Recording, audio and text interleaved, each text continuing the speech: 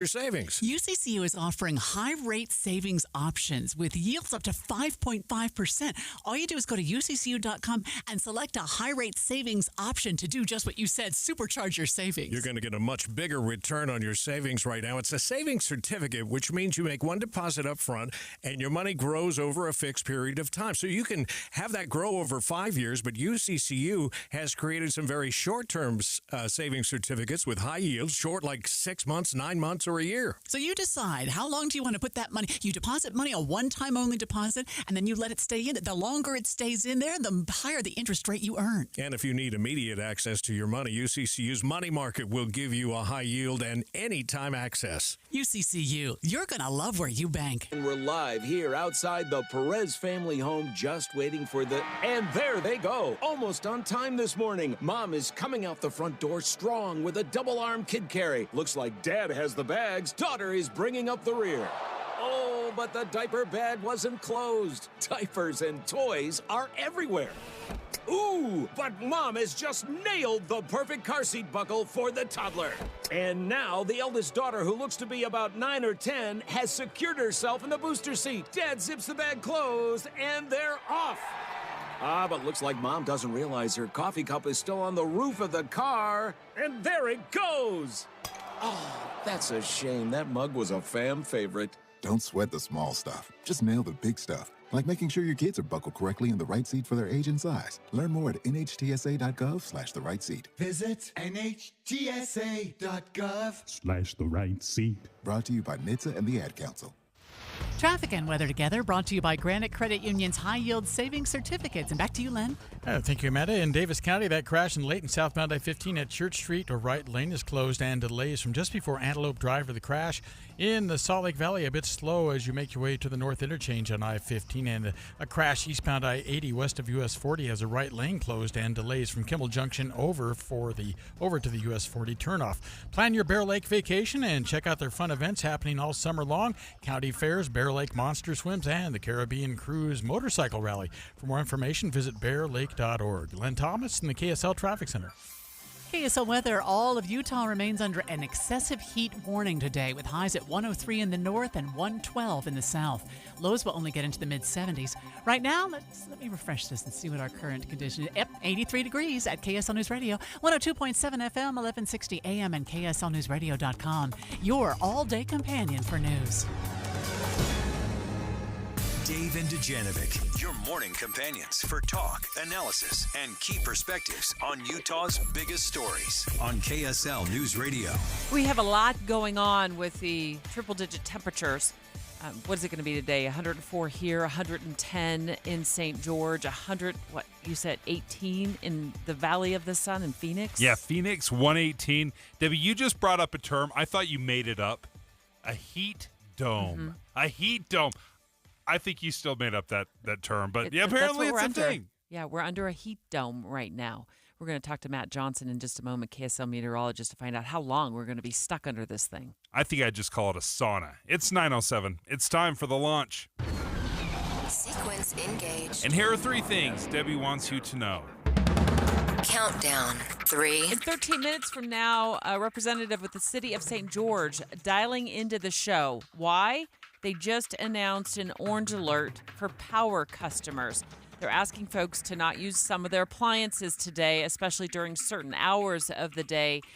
It's all to reduce the strain on the grid, on the power grid. So we're going to get a live interview, ask all kinds of questions about what this means for power customers and what the potential is to keep that strain off the grid. You know how we used to joke about frying an egg on your driveway? They actually want you to fry it. They don't actually want you to fry an egg on a driveway, but it's hot enough down there, you certainly could. Countdown. 2. In political news, Governor Spencer Cox sending a message to the entire nation. I'm Spencer Cox, Republican governor of Utah.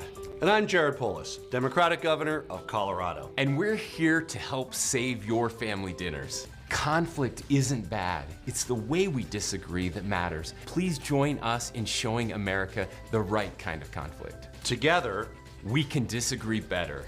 It's a really nice message. I did have a little bit of an eyeball roll when I first saw it, but because I wonder, does Does nice politics really work? I think we have plenty of evidence that it doesn't. And maybe this is just a little overly optimistic. Yeah. Naive, maybe. Maybe even naive a little bit. But until we start having that conversation, nothing's going to change. We have to have our leaders step up, and there's got to be somebody that says, enough of the crazy, enough of the bickering and the yelling and the screaming at each other or the echo chambers or preaching to the choir. Let's actually talk to each other. We don't have to agree. Let's just disagree better. Launch countdown 1. Our top story is a heat dome. Utah joining much of the West under an excessive heat warning today. National Weather Service is saying it's going to be dangerously hot conditions out there. Salt Lake County, Utah County, Tooele County, and this will all significantly increase the potential for heat-related illnesses. So we're going to get into that as well. How do you recognize heat stroke? It's like I'm sitting in a baker, and I feel like I'm going to get toasted. 100 million Americans are under these heat alerts. Does that include you and me, Deb? We're sitting in a nice air-conditioned studio. How you feeling right now? A little chilly. That's how high we got our AC jacked up. Dave and Dujanovic. The launch. Commence. The July heat wave. Special coverage on KSL News Radio. Well, I hope nobody calls from Rocky Mountain Power and tells us to turn down this air conditioning, but that sounds like what's happening in the city of St. George. In just a moment, we're going to speak to somebody who from City Hall is going to call the show. They're asking residents of St. George to significantly reduce their electric use today, their electricity use today, Dave. Yeah, and that has got to be the worst news ever, especially when it's so hot. There's a few months in St. George where, quite frankly, I can't imagine living without air conditioning. So the idea of having to scale back running these appliances, I think I'd probably be packing up and vacationing in the Uintas. KSL meteorologist Matt Johnson has been keeping an eye on all of the temperatures that he's expecting for today. I'm reading that St. George will be 110. Yeah, at least 110, and they might rival a record of 112. So likely going to see another high level of strain on that grid down there as folks are going to no one wants to be warm inside their own home, but sounds like they might need to take some precautions there. Take us around Utah. Tell us what the high temperatures will be for some of the hotter spots, Matt. Yeah, so, coming off of yesterday's 106, we're going to shave off 3 degrees. 103 in Salt Lake City today. A lot of locations, even some of the high mountain valleys down in south central Utah getting towards 100 degrees. The Uinta Basin, who rarely sees triple digits, will be 100 degrees from Roosevelt to Vernal. And even Cache Valley, I don't think they'll see 100, but upper 90s is hot for Logan. So no one is escaping this, and the heat it's dome. widespread. And how long are we expecting this thing to last? Well, if we count double digits as non-heat wave temperatures, we'll see double digits as early as tomorrow. That might last into Thursday, and then we're back to the triple digits. So this heat dome, this heat wave, high-pressure system that's over the west isn't really going anywhere. It's going to kind of ebb and flow and kind of move around a little bit, but it's not really going anywhere. It's going to stick around through the end of the month at least. Saw where it's going to be 107 in Moab. And that struck me because, of course, Arches National Park is in Moab. I thought, well, if you're traveling to that area because your kids are still on summer break, not a day to be out hiking in that park. Yeah, and even if you started hiking in Moab, this morning at 5:30 when the sun was coming up, you're still working with 80, maybe 90 degrees. They didn't recover much overnight, in those Red Rock cities. So even then in the morning when you try to avoid it, you're going to run into some warmth, but it'll be safer, but still sweating quite a bit. Matt Johnson, thank you for joining us. We appreciate it. And as you hear, it's going to be hot for a while. Not any relief anytime soon, at least not in the next week or so. Thanks, So Matt. What do we have on tap for the next 3 hours of the show?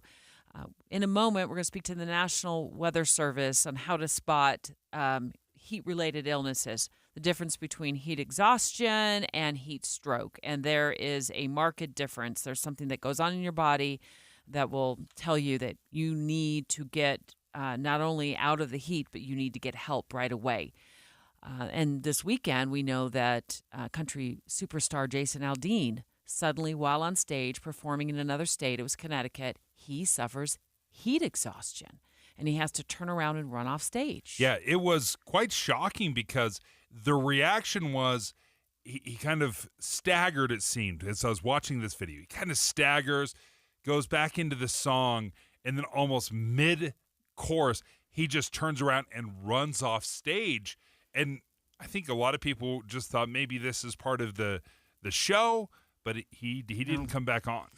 We'll talk more about that, and also the city of St. George calling the show to talk about their orange alert, where they're asking customers to cut back on their electricity use today to reduce strain on the power grid.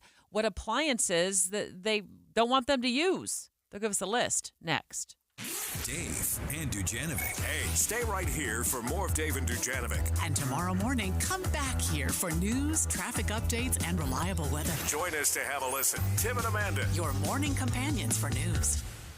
It's hot. Well, on the Wasatch Front, temperatures are going back above 100. We do that every summer. And it's sticking around. It's not going to be unprecedented, but it's definitely going to be hot. Get updates on temperatures and the forecast every 10 minutes on the 9s. Find a cool place to spend the day. Special coverage, the July heat wave on KSL News Radio.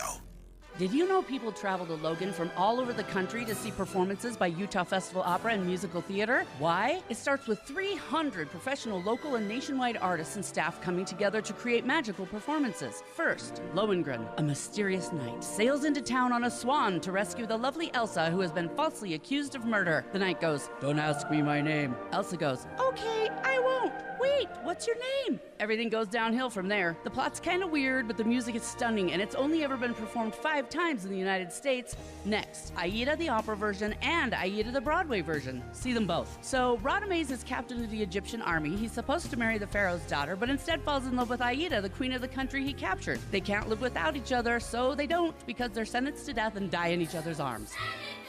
There's also Broadway's Oliver, the classic Our Town, plus concerts and more. Utah students from public and private schools get a free ticket to any or all performances and concerts this year. Don't miss out. UtahFestival.org. If it's out of sight, it's out of mind. Even though that's an old adage, it's still very true today. And it's especially true of your old 401k. I'm Jeff Jr. with Trajan Wealth, asking you to get that old 401k in sight and out of the company you no longer work for. But don't roll it into your new 401k. That could be one of the worst things you do. Of course that's easy. But when has the easiest way ever been the best way? Instead, call Trajan Wealth and learn about all of your options, including a way to earn an upfront bonus of up to 25% for your future income just for rolling it over. That's right. You could earn up to a 25% bonus for your retirement income just for rolling that 401k over with Trajan Wealth. Don't roll that 401k into your new company plan. Don't do it without calling Trajan Wealth first. Call 801-899-7600 or visit TrajanWealth.com. Guarantees are based on the claims paying ability of the issuing insurance company. Tim Jr. here from RGS Exteriors. And let's face it, it's time to update the look of your home's exterior. When was that thing built? In the 50s, 70s, 90s, the 2000s? Well, it's looking like it. Faded siding, drafty windows, leaky gutters. It's time to take action now. RGS Exteriors has been taking Utah homes from drab to fab for over 5 generations. We only use the highest quality materials, like James Hardy siding and gutter topper gutter covers. You will be blown away by how much different and better and awesome your house can look. Your neighbors will be jealous, your home value will go up, and most of all, you're going to love it. Everything we do comes with our industry-leading 10-year everything guarantee, so you can sleep like a baby, knowing if anything goes wrong, you're 100% covered. For a free estimate on your gutters, windows, siding, or anything on your outside of your home, call RGS Exteriors at 801-280-3110 or visit us at rgsutah.com. That's rgsutah.com. Do you worry about how much someone drinks? Do you feel angry or depressed most of the time? Do you feel neglected or unloved? Do you feel you attract people who tend to be compulsive or abusive? Do you have money problems because of someone else's drinking? Are you afraid or embarrassed to bring your friends home? Do you feel that if the drinker loved you, she or he would stop drinking? If you answered yes to any of these questions, you are not alone. More than half of all adults have a family history of alcoholism.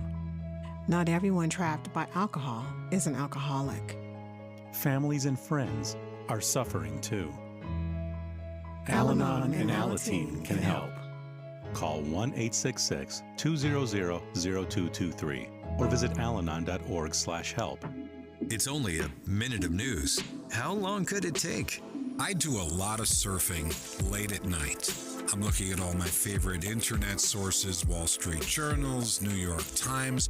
People throw me ideas, but when I sit down in the morning and it's time to write, it has to resonate with me. I have to have something to say about it. It is my minute of news. Jeff Kaplan's Afternoon News, 3 to 7 on KSL News Radio.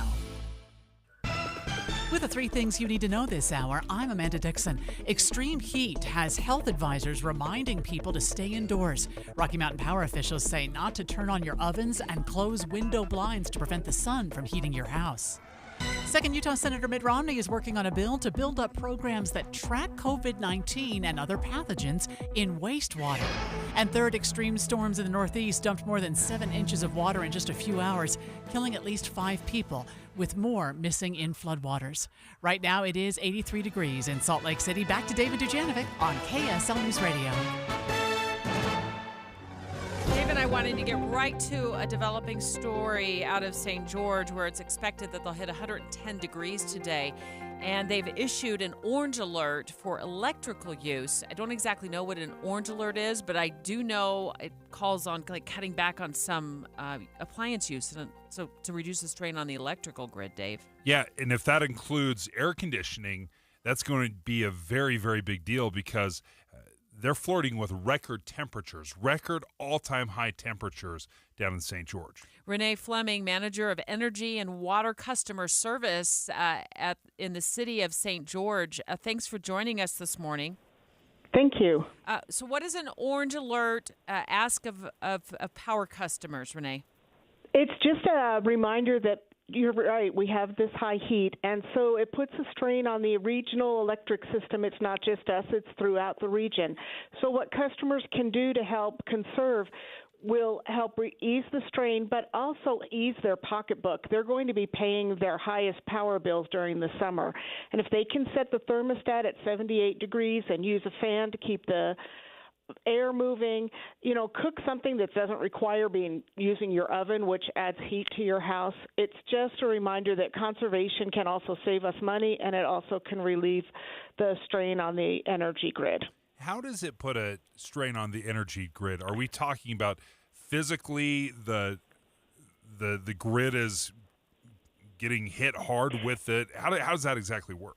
So when it's our region and other areas that also need a lot of power to keep our air conditioners going, then there can be strains as we all bring power in to our area, and the grid is interconnected. So if it strains in one area, it can, I'm not saying that it will, adversely affect other areas. And by just being aware of that when our temperatures are this high and practicing a little bit of conservation and efficiency, then we can help ease that strain. Renee Fleming is with the city of St. George. The city issued an orange alert this morning. We caught it on their Facebook page. Has to do with requesting customers cut back on their use of electricity while these temperatures... Right, and it's particularly between the hours of 3 p.m. and 7 p.m. And you're not asking them to, for example, shut off their air conditioning. You're just asking them to turn it up to 78, but don't use other large appliances that heat a home, like a dryer or an oven. Is there any talk of rolling blackouts in that area right now due to these sustained high temperatures? Okay. No, there's not. So this isn't physically damaging lines or poles or anything. This is just a drain, everybody using so much of the electrical system at once. Okay. Yes. Yep. Well, we appreciate you joining us. Renee Fleming is the manager of energy and water customer service in St. George. let's continue on our top story. The July heat wave. Special coverage on KSL News Radio. It really came to light this weekend when country superstar Jason Aldean wasn't making headlines for any new hit song that he was singing on stage. Instead, he got walloped seemingly out of the blue while he was on stage in Connecticut with heat exhaustion. Listen to the moment it happens, and then David will explain what was going on.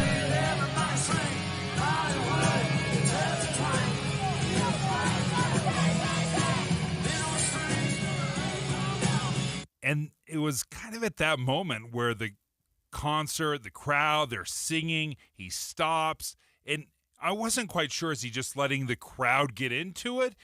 And then he restarts and then basically turns around and runs off stage. And we learned that, again, he ran off stage. This wasn't like staggering, dizzy off stage. He runs off stage, but we find out that he had heat exhaustion. Let's get Dr. Tom Nelson. He's an ER doctor with Intermountain Health on the line with us. And let's talk about heat exhaustion, heat stroke, and the warning signs. Good morning, doctor. Hey, good morning. Thank you for having me. So how quickly can someone go from feeling fine, singing on stage in front of a huge crowd, to suddenly darting off stage, realizing he's got heat exhaustion? Yeah, that can be a rapid process, especially with the extreme temperatures we've been seeing. 106 degrees yesterday in Salt Lake City, a record for that day. In those kind of extreme temperatures, people can get symptomatic and get heat-related illnesses very quickly, especially if they're exerting themselves, if they're outside exercising or doing things of that nature. One of the things I learned about, as soon as Jason Aldean had run off, they gave him an IV. I think he even got a couple of IVs during that time. But, you and I, normal folks, don't have access to receive an IV if you're starting to feel it. So at what point does an IV play into it, and when do you need that medical help versus just getting in a cool place and cooling down and rehydrating? So heat-related illnesses are a spectrum. Folks with heat exhaustion can start to exhibit symptoms like dizziness or nausea or, of course, fatigue. And if you're starting to show those symptoms, prevention gets to be really important. So getting out of that hot environment, cooling yourself off however you can, if you can get into air conditioning, and staying hydrated. Heat exhaustion can deteriorate into a medical emergency called heat stroke pretty quickly. And heat stroke is a potentially fatal condition. Signs to watch out for there would be actually an absence of sweating, but also if the person's starting to act confused or altered, that is a very concerning picture, and you'd want to seek medical attention immediately. I also read through the CDC, doctor, that high body temperature can indicate that somebody's is experiencing heat stroke. Sure. So heat stroke, I consider that more of a clinical sort of diagnosis. Okay. So anytime a person starts to get confused or altered, we would consider, in the setting of extreme temperatures and an increased core body temperature, that's when we get particularly concerned. So I wouldn't chase a number as much as I would focus on prevention, doing what you can to avoid pushing yourself too hard in these extreme temperatures. And then if you start to develop those worrisome symptoms, that's when you should become more concerned that you or a loved one might be having a medical emergency. Dr. Tom Nelson is joining us right now as we discuss heat stroke, heat exhaustion, kind of the spectrum of things, heat-related illnesses right now. And Dr. Nelson, what do we do if, should you try to cool down your body? Like, does a cold shower or a cool shower, does that help, or would that just shock your system? I would say if you're concerned that you or someone you know is developing a heat-related illness, anything you can do to cool down is critically important. So common sense things like getting out of the sun, finding shade. Of course, if you are exerting yourself or exercising, ceasing that activity, and sure, a cool shower or a bath will certainly help. staying hydrated is critically important, but it's also a good reminder that the extremes of age are particularly susceptible to heat-related illnesses. So the very young and the very old.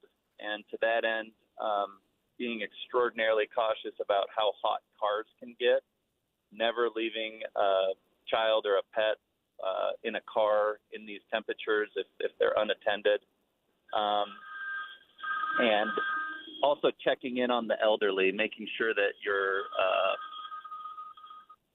like our parents are okay. Yep. Folks in your family, making sure that air conditioning units are functioning, things of that nature is critically important. Checking in on loved ones during these high temperatures. Dr. Nelson, thank you for joining us. Dr. Tom Nelson, ER Doc with Intermountain Health. Thanks. Talking about heat exhaustion, how it can escalate to heat stroke and the warning signs. He said one of the signs of heat stroke is like you're not sweating at all. Yeah. And I thought you asked a great question of like, how do you get your body cooled down? Does a cold shower shock the system? But it sounds like just get yourself to a shady place, to a cool place. In fact, the CDC, one of the things they say is like loosen your clothing, just loosen it. And sip water. Sip water as well. Keep plenty of water handy to stay hydrated. It's very difficult to catch up. But it's much easier to prevent it in the first place. Thanks, Dr. Tom, for calling in. He's an emergency room physician with Intermountain Healthcare. Straight ahead, let's talk a little politics. We are going to return to our heat coverage in the 10 o'clock hour, trying to go live to Phoenix, where they're expecting to hit 118 degrees today. But want to turn our attention to Governor Spencer Cox. He's got a message for the nation. I'm Spencer Cox, Republican governor of Utah. And I'm Jared Polis, Democratic governor of Colorado. And we're here to help save your family dinners. So does nice politics work? Can we really disagree better? Or is that just overly optimistic and naive? 9:30 at KSL News Radio. I'm Amanda Dixon. Our top story this hour, a bit of a chaotic weekend for search and rescue teams as hikers get caught unprepared for triple-digit temperatures. Details from KSL TV's Lauren Steinbrecher. With little shade, Mount Olympus is quite the climb in record-breaking heat. And they realized, oh, shoot, it's 12 p.m. It's now 100 degrees. Which on Saturday led to a 911 call from a person with an injured ankle who couldn't make it down. One rescue turning into 3, plus helping many others along the way. Kevin Wynn with a search and rescue team hopes hikers will take extra steps in this heat, bring tons of water plus sun protection. And if you want to hike Mount Olympus, Kevin says don't do it during the middle of the day. Wynn says everyone should be carrying more water than they think they'll need. Utah Senator Mitt Romney is co-sponsoring a bill that helps communities track COVID-19 and other illnesses in wastewater. The Deseret News reports the PREDICT Act would open the door for communities and health departments to get grants as they monitor wastewater for pathogens like COVID. Romney said this bill will help us, quote, be better equipped to fight future pandemics.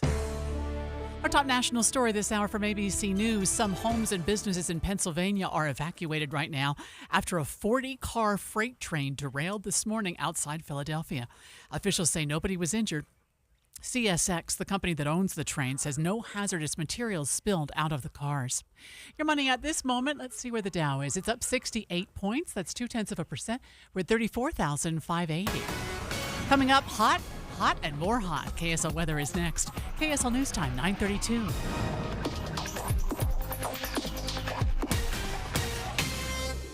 Start your days with knowledgeable, friendly voices telling you about the latest news and weather out there. Hi, this is Tim Hughes and Amanda Dixon. In the business of waking you up each morning from 5 to 9. On KSL News Radio. I have to admit, when I heard that Hale Center Theater was going to be presenting Newsies, I was really excited. My whole family, as a matter of fact.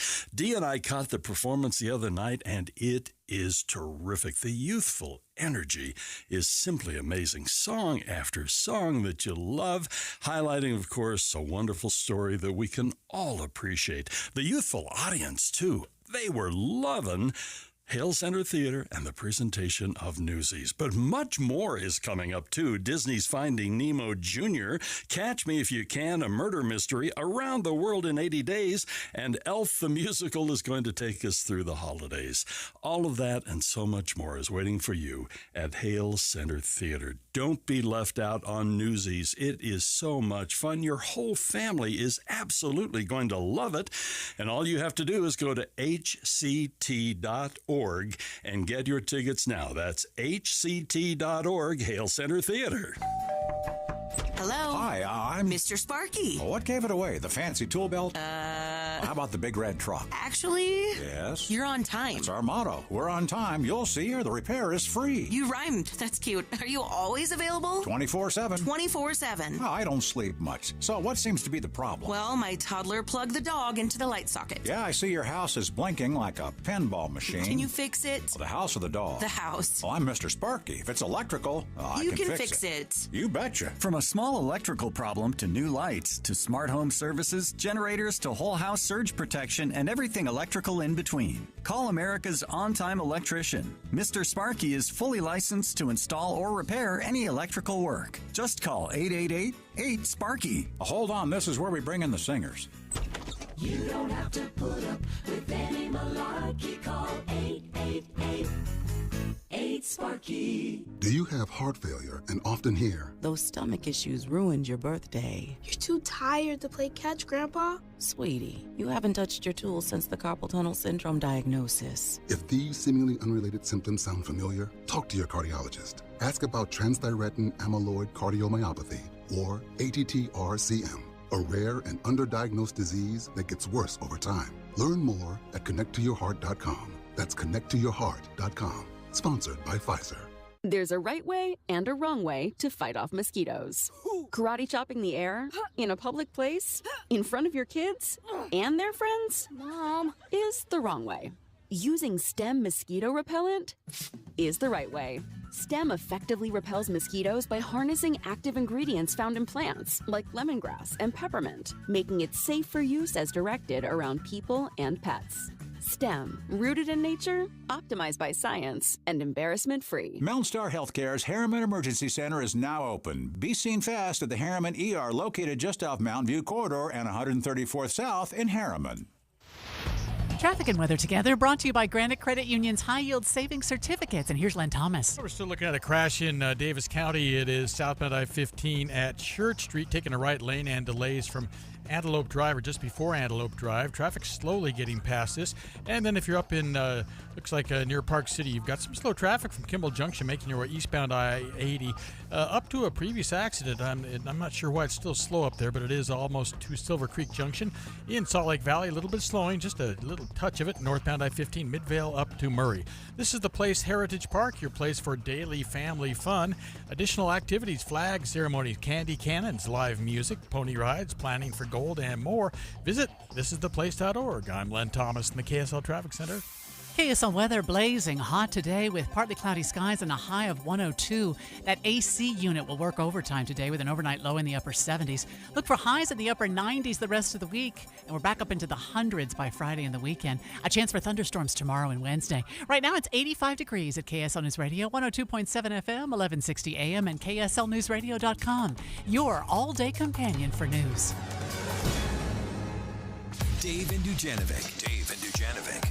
Our governor, Spencer Cox, of course, you know, right? He's a Republican. You knew that. Elected on Friday to be the chair of the National Governors Association. So congratulations to Governor Cox. His vice chair is Colorado's Democratic Governor, Jared Polis.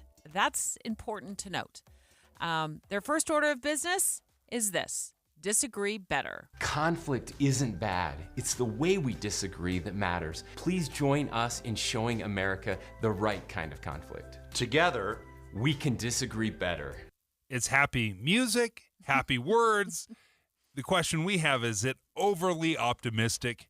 Yeah, probably. Is it a little naive that we can disagree better? Yeah, it's probably that too. But I kind of dig the message. I like the idea of being able to disagree with folks and to do it in a better way. A few years ago, the Cato Institute put out what I thought was a frightening poll. the results. 2 out of every 3 Americans were afraid to share a political opinion. 50% of strong liberals thought you should be fired or that they would fire somebody that donated to Donald Trump. And then a third of Republicans said they'd do the same thing. A third of strong Republicans said they'd fire somebody if they donated to Joe Biden's campaign. So that right there is where we're at. Okay. And these governors are saying we want to do it better. Now it's Colorado's governor and Utah's governor teaming up. I want to play the entire message. Okay. If you're just tuning in, this is a message. Dave found it on Governor Cox's Twitter page. Twitter? Oh. On his Twitter. So he Twittered it out. So he tweeted it. So it's not like a TV commercial right now. You weren't I sitting don't know. at Maybe home it watching. is. Okay. Yeah. So Maybe it's somewhere. So let's just play the entire message. Get us all some context here. Again, Governor Spencer Cox and Colorado governors Jared Polis. Hold on a second. There you go. I'm Spencer Cox, Republican governor of Utah. And I'm Jared Polis, Democratic governor of Colorado. And we're here to help save your family dinners. You know what we're talking about. You're halfway through your second helping of mashed potatoes when your MAGA uncle decides to share his thoughts on the latest election conspiracy. We all have that uncle. Or instead of passing the salt, your woke niece passes along a particularly controversial fact that she read on social media. Or maybe you're the one with the strong opinions. You know you're right, and the other side is a bunch of misguided weirdos. But there's a healthy way to deal with conflicting opinions. Actually, it's okay to disagree. It's not just okay, it's crucial. Did you just disagree with me about disagreeing? Healthy disagreement means not assuming that the other side is deluded, misinformed, or actively trying to overthrow America. A little respect and curiosity keeps resentment off the dinner table. And out of your social media feeds. Our nation was founded by people who profoundly disagreed. So next time your uncle, your niece, or anyone else brings up that one topic that just drives you nuts, take a deep breath. Be curious, ask questions. If you still disagree, that's okay, but you might find that you aren't as far apart as you think. Conflict isn't bad. It's the way we disagree that matters. Please join us in showing America the right kind of conflict. Together, we can disagree better. Boy, this is something we don't hear a lot of, where you have two people from different sides of the political spectrum coming together and saying, hey, we don't agree on a lot of policy stuff or how to get there, but at least let's have the conversation. And that's something I think we are not doing right now, Deb. We are not having the conversation. We're going into our echo chambers. We're preaching to the choir. The only people we talk to are folks that agree with us. And then it kind of creates this distorted reality. So he just got elected. Governor Cox just got elected to the National Governors Association as the head, right, the chair. And his second in command is the governor of Colorado.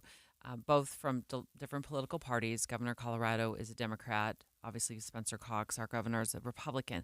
I'm not so sure I wanted that to be their first order of business. Oh, you didn't like the disagree better? No, and I don't know how much of a difference they're really going to make because, you know, we saw what President Trump said on the campaign trail, the things that he's said after, you know, getting removed from, not reelected. He wasn't removed from office, but not reelected. And here's an example, like what he said about somebody from his very own party, Senator John McCain, who, by the way, was a prisoner of war for 5.5 years back during Vietnam. I mean, he was captured and held prisoner for 5.5 years. He hit me. He's not a war hero. He's a war hero. He's a war hero. 5.5 years. He's a war hero because he was captured. I like people that weren't captured, okay? I hate to tell you. Do you agree with that? He's a war hero because he was captured. Okay. So my take is this: you're paddling upstream. You're walking uphill in shoes of concrete, trying to spread this message of like joyful politics, nice guy politics wins, and I don't think that's really where I want their efforts to be. And I would say, I disagree with you respectfully. I think it's exactly where they should be playing. When you have two folks that genuinely like each other, it reminds me, it would be interesting if this were a one-off. if this just was one cute little campaign ad, but this is now officially becoming something that Spencer Cox is known for. If you remember back when he was running for governor the first time, and remember, he won a very spirited campaign against John Huntsman Jr., who had come back to run for governor. He beat him in the primary along with Greg Hughes. So when he was running against the Democrat, he was really far and away the favorite to win. But what he did is he made this campaign, and I'll play you a little bit of this audio if you remember. He made a campaign with his Democratic challenger, Chris Peterson. Tell me if this sounds familiar. I'm Chris Peterson. And I'm Spencer Cox. We are currently in the final days of campaigning against each other to be your next governor. And while I think you should vote for me... Yeah, but really you should vote for me. There are some things we both agree on. We can debate issues without degrading each other's character. We can disagree without hating each other. And win or lose in Utah, we work together. So let's show the country that there's a better way. My name's Chris Peterson. And I'm Spencer Cox. And we approve this message. All right, a little memorable. It's a carbon copy. Yeah. Right? It's a carbon copy of what he had done in 2020, what he's now done in 2023 with the Colorado governor. It's a consistent message. And that's where I think politicians don't go for the quick, easy splash, like, hey, here's one campaign headline. If you believe something, stick with that message, reiterate it. So you say, why is that the first order of business? Because in my opinion, this is the number one problem in politics. Is the fact that we can't disagree better. We don't know how to communicate. Well, okay. Well, they're going to focus on fixing politics. I see your point. But I beg to disagree with you. I beg to differ with you, and that is, I feel the number one issue facing many people out in the West here, where both of these governors serve, Colorado and Utah, is water. I mean, we have a shortage of water. We've been fighting over water in the Colorado River. We were lucky that we got 900 some odd inches of the mountains, but that may be the most important issue facing politics, but there are plenty of other very important issues facing the people across this country. So I'm not sold on the nice guy politics is where I want them to put their energy. You want them focused on policy versus politics? Yeah. You want to ask our listeners to weigh in politely? Yeah. Do you like this message? Do you like the message of arguing better, disagreeing better? Do you like this message? Or do you think it's just the shiny little sparkly feel-good story and you want them to really dive into the issues that affect you? Do you like the messaging or do you think it's just twinkly lights? Let's get our listeners to call 801-575-TALK, 801-575-TALK. He's Dave, I'm Deb, and we both approve this segment. Dave and Dujanovic. Did you know Utah has just one all-new station in the morning? It's this one, weekday mornings between 5 and 9. Start your days with us. We're Tim Hughes and Amanda Dixon. Your morning companions for news. When it's hot like this, air conditioners struggle to keep up. Parts are under more stress, and sometimes those parts fail. What's up, everybody? I'm Mike Wilson with Any Hour Services, and no one helps more homeowners maintain and repair their air conditioners than Any Hour Services. As a matter of fact, last year, over 32,000 homeowners called Any Hour Services for help maintaining and repairing their systems. Any Hour Services has over 100 HVAC technicians to help with everything from maintenance, repair, to installing a new system. This summer, there'll be a lot of people told they need to replace their air conditioner, and they'll wonder, do I really need to? If you're told you need to replace your air conditioner and you still have questions, Any Hour Services can give you a second opinion and let you know what options are available. Maybe it just needs a little maintenance or a small repair. Maybe it does need to be replaced, but if you don't feel good about being told you need to replace your air conditioner, don't ignore those feelings. Call Any Hour Services for help with air conditioner maintenance, repair, or to schedule a free second opinion. Google Any Hour Services or schedule online at anyhourservices.com. No one helps more homeowners than Any Hour Services. Premium checking from America First Credit Union is so much more than a regular checking account. It's a saves you money, makes life easier, always has your back account, because it's absolutely loaded with fantastic benefits and features. In fact, it comes stocked with so much awesome stuff. It was voted Best Perks by Money.com. So make sure you're rocking more than a checking account. Head to America First and apply for the exclusive protection, perks, and paybacks of premium checking today. Subject to membership eligibility and conditions. Federally insured by NCUA. Since 1939, 1989, America First has been helping people pursue their financial goals. And as we have, we've become one of the largest credit unions in the country. The reason why is simple. It's because every day we do our very best to help each person, family, and business we serve to realize their individual dreams and achieve financial well-being. True to our name, we always strive to put our members and employees first. So come join us and let us put you first. America First Credit Union. Federally insured by NCUA. Hi, this is Dan, the laptop man from PC Laptops. Are you suffering from excruciating headaches, anxiety, and insomnia?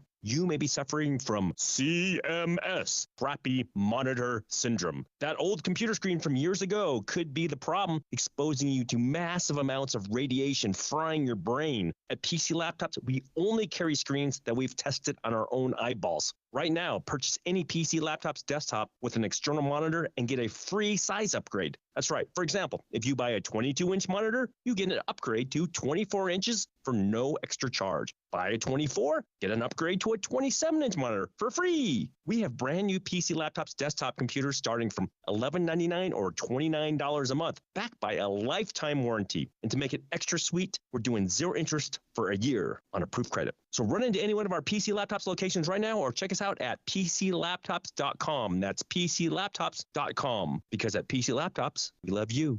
Looking for a trusted oral surgery practice? Look no further than Aspire Surgical. With a team of highly skilled and experienced board-certified oral and facial surgeons, Aspire Surgical offers a variety of surgical services, from wisdom teeth removal to dental implants to facial cosmetics. At Aspire Surgical, patient comfort and safety are top priorities. Their state-of-the-art facilities and advanced techniques ensure that patients receive the best possible care in a comfortable and safe environment. Visit their website at aspiresurgical.net or call 385-474-4952 to schedule a consultation today. Trust Aspire Surgical for all your oral surgery needs. Visit aspiresurgical.net or call 385-474-4952 to schedule a consultation today. Aspire Surgical, where your aspirations become a reality. With the 3 things you need to know this hour, I'm Amanda Dixon. First, Utahns are fleeing to the mountains to escape the heat, and crews are seeing more search and rescue efforts. Second, in Pennsylvania, officials say at least 5 people have died in extreme flash floods because of heavy rain. And third, 3 Republicans are running to replace Congressman Chris Stewart, and we're hearing from each of them about what they think sets them apart. Right now, it's 85 degrees in Salt Lake City. Back to David Dujanovic on KSL News Radio.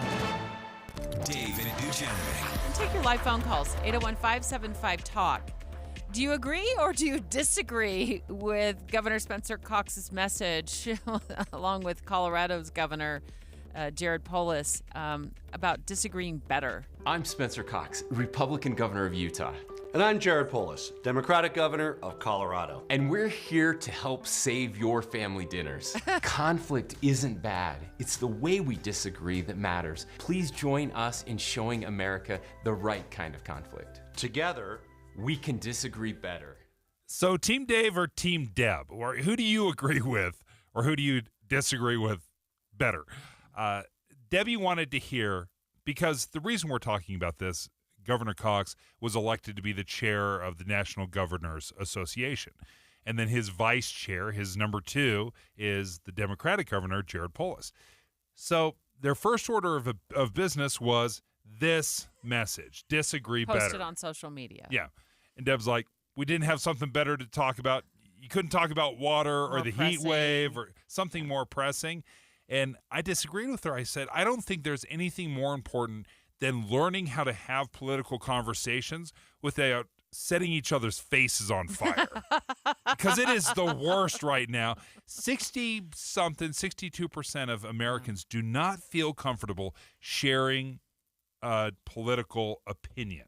That's awful. I would be more on Team Dave on this if it hadn't. I haven't tried for so many years to be able to sit down at gatherings and have conversations and not feel like my face just got lit on fire. Yeah, you know, that's true. I mean, it's because we're terrible at it. Yeah, and having to leave gatherings early because things get so uncomfortable, and I'm just never in the mood unless it's with you to sit around a table and argue. You're like, I get at least I get paid to argue with you. Let's take a step back in time 5 or 6 years ago when you and I had this conversation about how this show could go. Mm-hmm. This show could go downhill real fast if you and I ended up in a bad place emotionally, arguing all the time on air, off air, trying to convince each other through arm twisting and word judo that the other person's wrong and I'm always right. And we made a commitment that we would always leave this studio friends. And I think we hit that mark 99.5% of the time. There are times when I do want to just get in my car and keep driving. And like, you could do the show by yourself tomorrow. And I'm not going to call in sick. Good luck. There are those moments, but we don't express that. We cool it down and we kind of let it go. Yeah, we try to talk to each other versus talking over or at each other. Or not talk to each other in the moment. Like, just take a breath. 801-575-TALK. The phone lines are lighting up, Dave. Deb from Salt Lake City, let's start off with you. What do you make of this? Is there a better message to be had out there? Or what do you think? Okay, here's what I think. First of all, I guess I'm on Team Dave this time. Usually I'm on Team Deb, but I am Deb. Thanks. Yeah. Well, the reason is, and I don't know if I can give you a little insight on this, Deb, but sometimes you have to set a stage up. Sometimes you have to create that base of support in order to get other messages set upon the stage and have a stable base.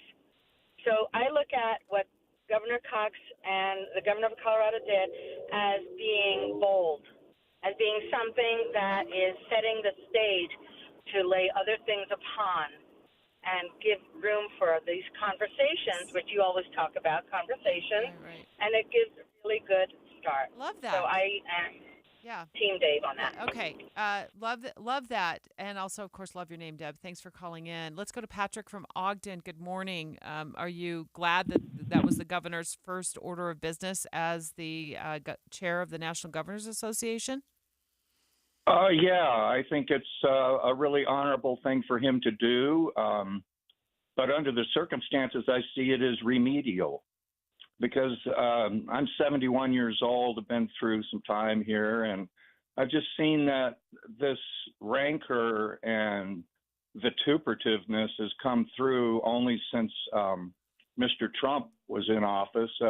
There was a motion that was building towards it earlier. Newt Gingrich comes to mind. But it just seems, I don't know, it's just outlandish and kind of crazy that our political atmosphere has taken this turn. And I'm just grateful for Governor Cox's honorable actions. And I'm grateful for you working in the word vituperative. I was thinking, I hope Dave knows what that means because I'm just going to pretend. I'm going to nod my head yes. I'm going to try to Google it, and I'm sure there's going to be a correction on how I Google it. All right. Good job, Patrick. All right, Dan and Eagle Mountain. Dan, where do you land? I'm with you, Dave. Yes. See, this is a bad winner. This is not disagreeing better if I'm taking a victory lap. But okay, Dan, thanks. Why Team Dave? So I spent 36 years in a planning position in California and found that when legislators in that state were vehemently opposed to each other and couldn't talk, we didn't get anything done. But there were a few that I had the privilege of working with, and they would open themselves and listen and get other people to talk and express ideas, and then they worked to compromise, and we got some great things passed. So I'm sure Governor Cox would not stand a snowball's chance in the forbidding Western Desert of being elected president, but this kind of message and this kind of action would get me to his vote. And I really appreciate the consistency of this message. The fact that he's saying it with he did it with his Democratic candidate or opponent back when he was running for governor. I love that he has been consistent on this message. And even when he gets a little spicy, and the governor can get a little spicy sometimes, not very often, but he lets it out a little bit. What did he say about Congress? He called them a name. It was something mean. Then not 5 minutes later, he was apologizing for it. Like, I probably shouldn't have said that. Okay, is it Shalar? My producer's given us a phonetic spelling, but I can't. I'm sure I still got it wrong. It's Shalar. Shalar. It's a beautiful name. West Jordan. We've got 30 seconds, so give us your take. Do you agree or disagree with the governor's message? I totally agree. And one of the reasons that I agree that he's giving out this message is because so often in Washington, nothing gets done because all there is contention and fighting, and there can be no agreement on anything. And so then nothing ever gets passed. And it's just like the immigration bills that they've tried to pass. Healthcare stuff was a big issue. It's just crazy that they can't get together and hammer anything out and make a good policy. Seems like it's super left or super right. Yeah. That's one of the reasons I like Mitt Romney, is because I think he's that way too. Even as a conservative, I know so many conservatives don't like Mitt Romney because he seems really liberal, but I like how he's willing to work with the liberals. Shalar, thank you for the phone call, and we appreciate that. Agreement sometimes is viewed as weakness, caving in, not standing up for your values, when I think the more humble answer is, well, I think I know this, but maybe you can improve it with some of your points of view. But when you're just constantly, fighting against anybody else's conversation, then you just shut down the whole conversation in general. So thank you for the phone calls, folks. KSL FM Midvale, KSL Salt Lake City. Listen on the KSL News Radio app and in your car at 102.7 FM. KSL News Radio, your all-day companion for news. It's 10 o'clock at KSL News Radio. I'm Dan Bonas. Our top story this hour, former Utah Governor Jon Huntsman speaking with Senator Joe Manchin tonight during a town hall event in New Hampshire. They're part of a group called No Labels, a bipartisan group that's thinking about launching a campaign in the 2024 presidential race. Experts say this is the group's first chance to publicly highlight their beliefs. Search and rescue operations increasing with the extreme heat.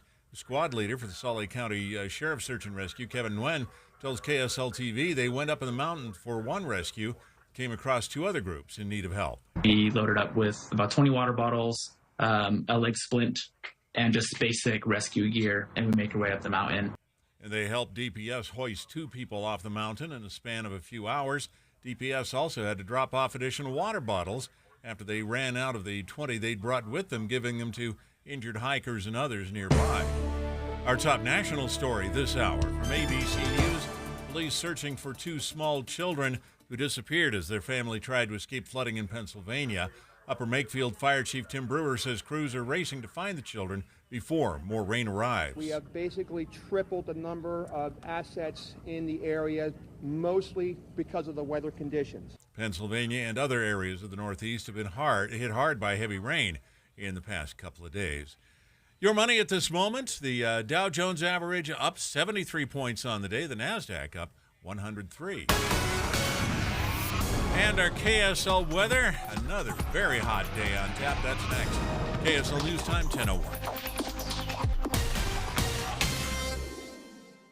This summer, the political season heats up. By August, it'll be time for debates. Can you believe it? We're planning coverage of the real issues, the important stories that impact how we live. Listen each morning from 5 to 9 on KSL News Radio. I guess it's human nature, Amanda, that no matter how much money we have in our savings account, it never seems like it's enough. And if you find yourself in that mode right now, let us direct you over to our friends at UCCU. They are wanting to help you supercharge your savings. UCCU is offering high-rate savings options with yields up to 5.5%. All you do is go to UCCU.com and select a high-rate savings option to do just what you said, supercharge your savings. You're going to get a much bigger return on your savings right now. It's a savings certificate, which means means you make one deposit up front and your money grows over a fixed period of time. So you can have that grow over 5 years, but UCCU has created some very short-term savings certificates with high yields, short like 6 months, 9 months, or a year. So you decide how long do you want to put that money. You deposit money, a one-time only deposit, and then you let it stay in. The longer it stays in there, the higher the interest rate you earn. And if you need immediate access to your money, UCCU's Money Market will give you a high yield and anytime access. UCCU, you're going to love where you bank. Troy, can we keep the Bitches RV Customer Appreciation Month sale going longer? It has been pretty epic, but it was only supposed to be for June. We can't stop now. There's still amazing deals out there on new and used RVs. Employee pricing can't go on forever. True, but people are getting better in-season deals than ever, and that means a better camping season than ever before, too. Think of the children. Don't pull the children card on me. Okay, don't think of the children. That's worse. We can help more families camp and keep going with employee pricing on select RVs, 90 days all play no pay OAC, extreme discounts on all 2022s, and our trade anything specials, or not. Fine. One more month of customer appreciation sale. Yes, I knew you'd cave. That was low. Not as low as these prices. Bish's RV is extending customer appreciation until July 29th. Get employee pricing on select RVs, 90 days no payments OAC, and more. Only until July 29th at Bish's RV in North Salt Lake and our new location in American Fork, where memories begin. Any Hour Services can make sure your AC keeps you cool this summer. Whether you need a tune-up, repair, or just a second opinion about replacing it, call Any Hour Services or visit anyhourservices.com. Traffic and weather together brought to you by Granite Credit Union's high yield savings certificates. Here's Len Thomas. Well, Dan, the crash in Layton, southbound I-15 at Church Street that did have a right lane closed has cleared and is getting back up to speeds, just a little bit under speeds, Layton to the Kaysville Ponds. Way further south in Utah County, Spanish Fork Canyon, it's a slow train of traffic on US 89 near Highway 6 in both directions. Looks like construction is the cause. And up in the mountains, Park City, SR 224 gummed up in either direction to Deer Valley. Fill your bucket list in Box Elder County. History, recreation, and wildlife, along with the excellent dining and shopping await you. Find out more at visitboxeldercounty.com. Len Thomas in the KSL Traffic Center. KSL weather, another very hot day with high expected near 103. Slightly cooler tomorrow and Wednesday with about a 30% chance of thunderstorms. And right now, 89 degrees and sunny at KSL News Radio, 102.7 FM, 1160 AM, and KSLNewsRadio.com. Your all-day companion for news. Dave and Dujanovic. Dave and Dujanovic. Special coverage of the top national story. He's an American father. He's a husband. Seems to be a successful New York architect. Now police say he's the one who's been moonlighting as a serial killer, leaving a trail of bodies buried in a remote beach on Long Island. David took more than a decade to corner Rex Heuermann, and they did. Boy, they cornered him when he was walking outside last week. Cops just swooped in business suits. I mean, it just literally was something like out of a spy novel. I want to talk in a moment about how police narrowed it to him. And got him because of a pizza box. Yeah. Yeah, there's been a fascination, not just in the country, but specifically here in Utah. Serial killers are fascinating to us. And there's a million TV shows out there, whether it's Dexter or You. There's lots of stories about serial killers. Sometimes they're the heroes of the show even, which is kind of wild. But here in Utah, we even have a connection with serial killers. The Unabomber, Ted Kaczynski, Ted Bundy, serial killers. So there is... They struck in Utah. No question. Yeah, they both struck in Utah. Yeah. Had connections here. And I think we're so horrified by it, which is why we're so fascinated by them. Let's paint a picture of the man who's been labeled by other media organizations as the Gilgo Beach killer. It's just a seriously twisted tale of a man who seems to be kind of normal at work, a well-known architect. Heard he had an office building right by the Empire State Building, which is right where our producer Caitlin Johnston and I were just a couple of weeks ago, actually. We went by the Empire State Building twice, one time at night. But I want to paint a picture of how he was to his neighbors as well. I mean, he seemed like a totally different guy in the neighborhood. Kind of framed him as a creepy neighbor, afraid to send their kids trick-or-treating to the door there. Like, you look at his home for an architect, it was just like a dilapidated mess.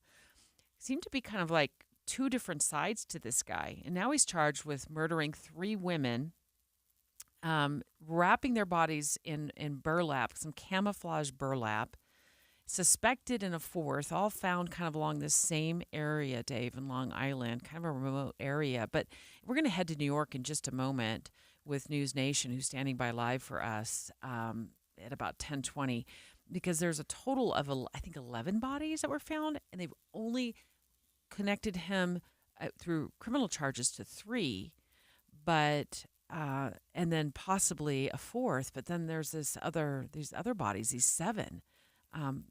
Let's just take a quick clip from CNN about what they know about it. Investigators obtained hundreds of search warrants and subpoenas linking Huerman to temporary burner phones and fake email accounts.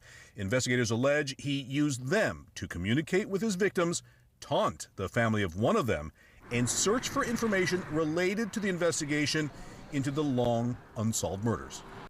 Burner phones. Yeah. I thought that was the whole purpose of the burner phone, is you couldn't track them. Well, I think you have to set it up with like fake emails, and that's kind of what's been alleged here, is that there's been this trail of fake emails that got set up. And so now he has a burner phone that he carries with him allegedly, and also his regular cell phone that like the rest of us people who aren't doing this kind of stuff carry. And they were pinging off of the same tower. And when he would be at work, the burner phone would be pinging off of a tower along with his own cell phone. And so that's how they were eventually able to piece it together. And there's also a truck that one of the witnesses from a murder in 2010 recognized. They were able to start looking deeper at that, Dave. And then there's this pizza box that you talked about. Dave Colley, our investigative reporter for the Cold podcast, who has covered the trail of the disappearance of Susan Powell for many years here in Utah, on the line with us live.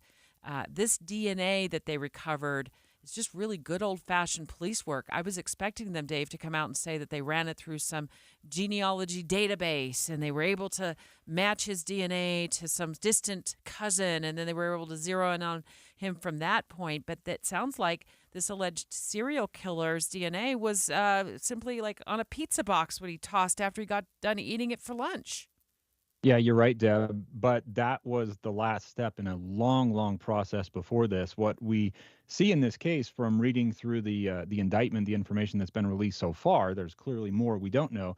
But the law enforcement investigators, this task force that was created to look into this Gilgo Beach case, they were struggling to find anybody until they connected a witness account. So again, good old-fashioned police work, a witness account about a vehicle that they were able to tie back to their suspect in this case, Rex Huerman, and that's when they started surveillance. So they're watching him. Really, it looks like over the course of more than a year, coming and going, and they notice this time that he drops this pizza box in a public trash receptacle. So they go pull it out of the trash, literally dumpster diving or trash can diving, and they pull DNA off of that. And because of advances in DNA technology, hair that was found with these 3 victims, they were able to reanalyze that hair, compare the DNA from the pizza box to the hair, and boom, there's your match. Dave, it is so incredible, and as you have done so many of these investigations, that these little puzzle pieces, that they come together at the strangest of times. Sometimes it's decades later, or it's this witness account that leads to another possibility. But can you speak to that, of just how often in these investigations something that may seem almost innocuous or a throwaway piece of evidence that ends up changing the entire investigation? Yeah, I think some of it comes down to technology. Technology gets better. We know that the mitochondrial DNA testing that they were using on these hairs wasn't available to the original investigators even just, 10, 13 years ago.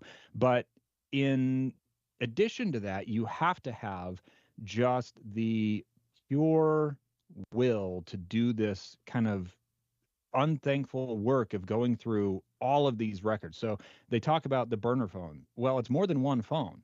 And you have the victim phone and you have the suspect phone. And I've had the experience of looking through these kinds of phone records. It requires a lot of caffeine and a lot of sleepless nights, because you are just doing this really difficult job of, okay, these lat long coordinates with this phone compared to this phone, where do they line up? And, you know, one of the things that stood out to me in this was they even noticed a time where their suspect went on vacation.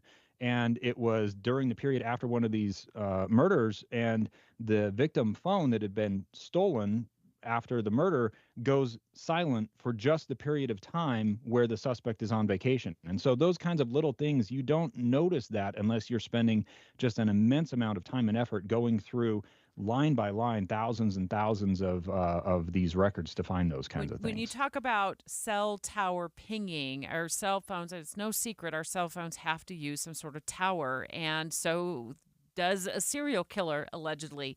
His cell phones have to use a tower. And if they're using a burner phone and they've got their personal phone or their work phone with them and it's hitting the same tower, it's just a clue. It's not necessarily solves the entire case. It is not a conviction. It's just a clue. But with enough of those clues adding up and the several burner phones that he went through and used, allegedly, it starts to put the puzzle pieces together. And you put the 1,000-piece puzzle together, and now you paint a picture of the suspect they think killed maybe 4 women there in New York, and maybe more. But the question is, what about the total? What about the other 7? We don't know what's going to happen with them. We don't know if he's going to be charged with that, Dave. Yeah, you're 100% right, Deb. And it is a picture, as you said, putting that puzzle together. You know, you can get 3/4 of a way through a jigsaw puzzle and you have a pretty good idea of what the picture is, even if you don't know how all the pieces connect. And I think that's where we're at here with this Gilgo Beach case. But what we do know is that there are other victims that have not been charged in this case, not tied. We also know that the suspect, Rex Heuermann, has said he did not do this. Right. And so the government has put their evidence on the table, at least a portion of it, to show us why they think these charges are warranted.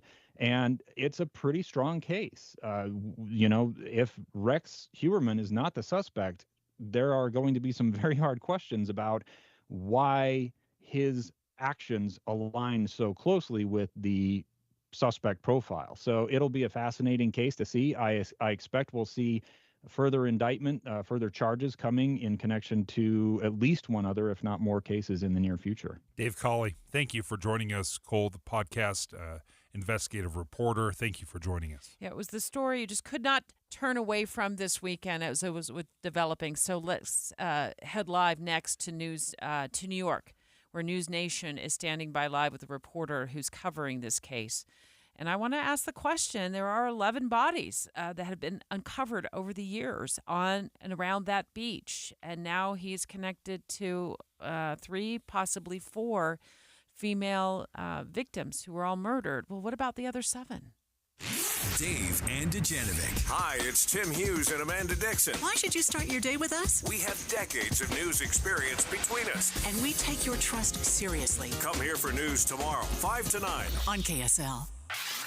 This Friday, whether you're getting out of town or simply trying to get around town, let's go for a little ride. We're adding more traffic coverage for anyone that stops by. Why? Because we like you. Triple Team Traffic for the 24th starts Friday at noon on KSL News Radio. Hey, folks, let me tell you, I've had soft water in my home for years now, 6, 7 years. I can't even remember. And that's a good thing because I don't have to think about it very often. I don't like to take a lot of brain power to think about the appliances in my home. I just want the soft water. I want it to work all the time. And my Connecticut water softener has been a dream. It's just throw a little salt in the bin every few months, and I am good to go. We get soft water. It's fantastic to keep our skin hydrated. That's one of the biggest reasons we decided to make the investment into soft water and get the Connecticut water softener. And we don't feel like we have to bathe in lotion after a shower or a bath. If you're interested, and by the way, they have a 10-year warranty. That's how much confidence they have in their product.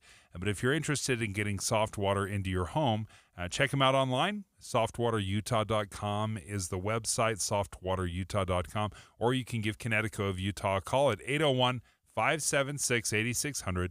That's 801-576-8600. Smart, connected, modern. Discover life-enhancing independent living services at Trio South Ogden. They do things a little differently there because you're different. With everything you need to support your best self, you'll find that joy isn't just for the young, it's for the young of heart. Trio South Ogden's signature programs provide a unique approach to wellness that brings living well and well-being to life. To learn more, contact Trio South Ogden at 801-475-4004 or visit triosouthodden.com. My brother-in-law died suddenly, and now my sister and her kids have to sell their home. That's why I told my husband we could not put off getting life insurance any longer. An agent offered us a 10-year, $500,000 policy for nearly $50 a month. Then we called SelectQuote. SelectQuote found us identical coverage for only $19 a month, a savings of $369 a year. Whether you need a $500,000 policy or a $5 million policy, SelectQuote could save you more than 50% on term life insurance. For your free quote, call SelectQuote at 1-800-330-1991. That's 1-800-330-1991. Or go to SelectQuote.com. That's 1-800-330-1991. SelectQuote. We shop, you save. Full details on example policies at selectquote.com/commercials. Hey, this is Chris with JCW's. Are your kids picky eaters? Bring them in and try our chicken fingers or a grilled cheese sandwich. They'll be smiling big in no time. JCW's, quality and a lot of it. A stranger with a gun fires on 2 teens, shattering lives. But that's only the beginning of this story. Listen to The Letter at theletterpodcast.com or wherever you get your podcasts.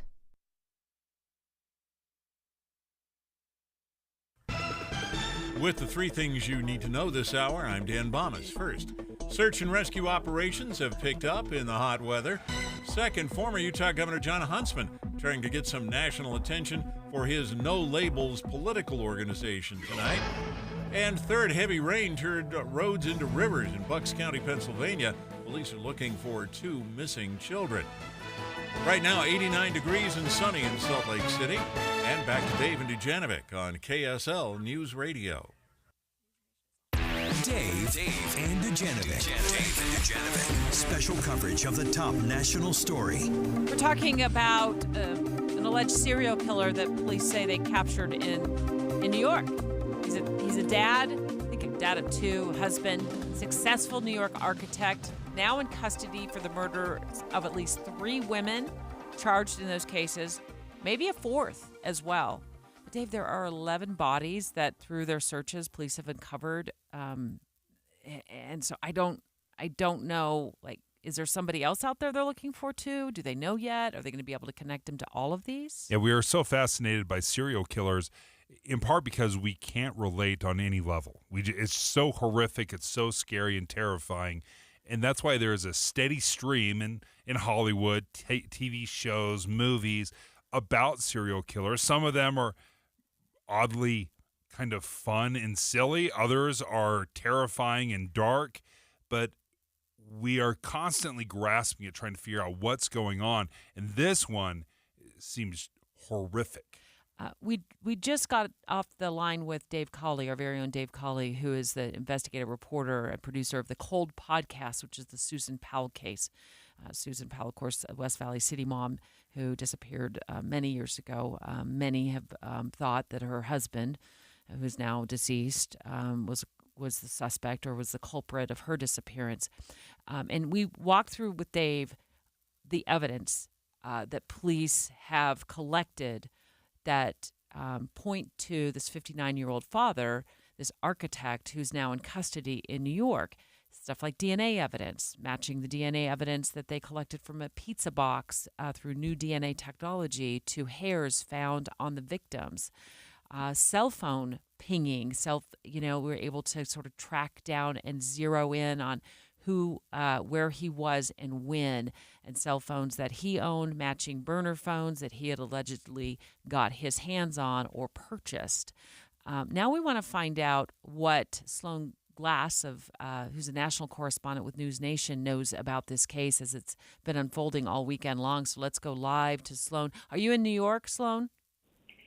Hey, yes, I am. I'm in Massapequa Park, where I've been outside of Rex Huerman's home all morning, and this is the accused serial killer that the two of you are talking about. What have we learned? Have we learned more about him? And I guess the big question is what's the latest on this guy? Right. I think that's what everyone wants to know, especially being in this community, which is beautiful, by the way, and really close-knit. And I know that gets said a lot after you find out a monster is living among you. People say, how could it happen here? How could this happen anywhere, right? These crimes that he's accused of. But just being in his town and going down the street, it's idyllic. There's American flags everywhere, and his house kind of stands out. That's something that strikes me. And he had been living in his childhood home that he had bought from his parents. We know that from property records. And neighbors had complained that it was an eyesore, that it wasn't as well kept as the others, which, that's a fairly common neighborhood interaction that doesn't, necessarily raise too many concerns. They say that he stuck to himself, that this was a quiet person. He didn't partake in the normal neighborhood events that everyone else did, but they were also surprised to learn that this was a successful architect. They just kind of saw him as a recluse. Sloan Glass is a national correspondent with News Nation. She is on the scene of the alleged serial killer's home. And Sloan, I gotta ask if you know anything more about any other pending charges, because over the course of their searches for these missing women, it sounds like police have uncovered the bodies of 11 people in that general area of Gilgo Beach and beyond. One may be a toddler, another may be a male, the rest all females. Is there any connection that police are making at this point to those other murders? Or those other bodies? That's a great question. I think that was everyone's first question, right? Did we catch the Long Island serial killer, or are there multiple killers?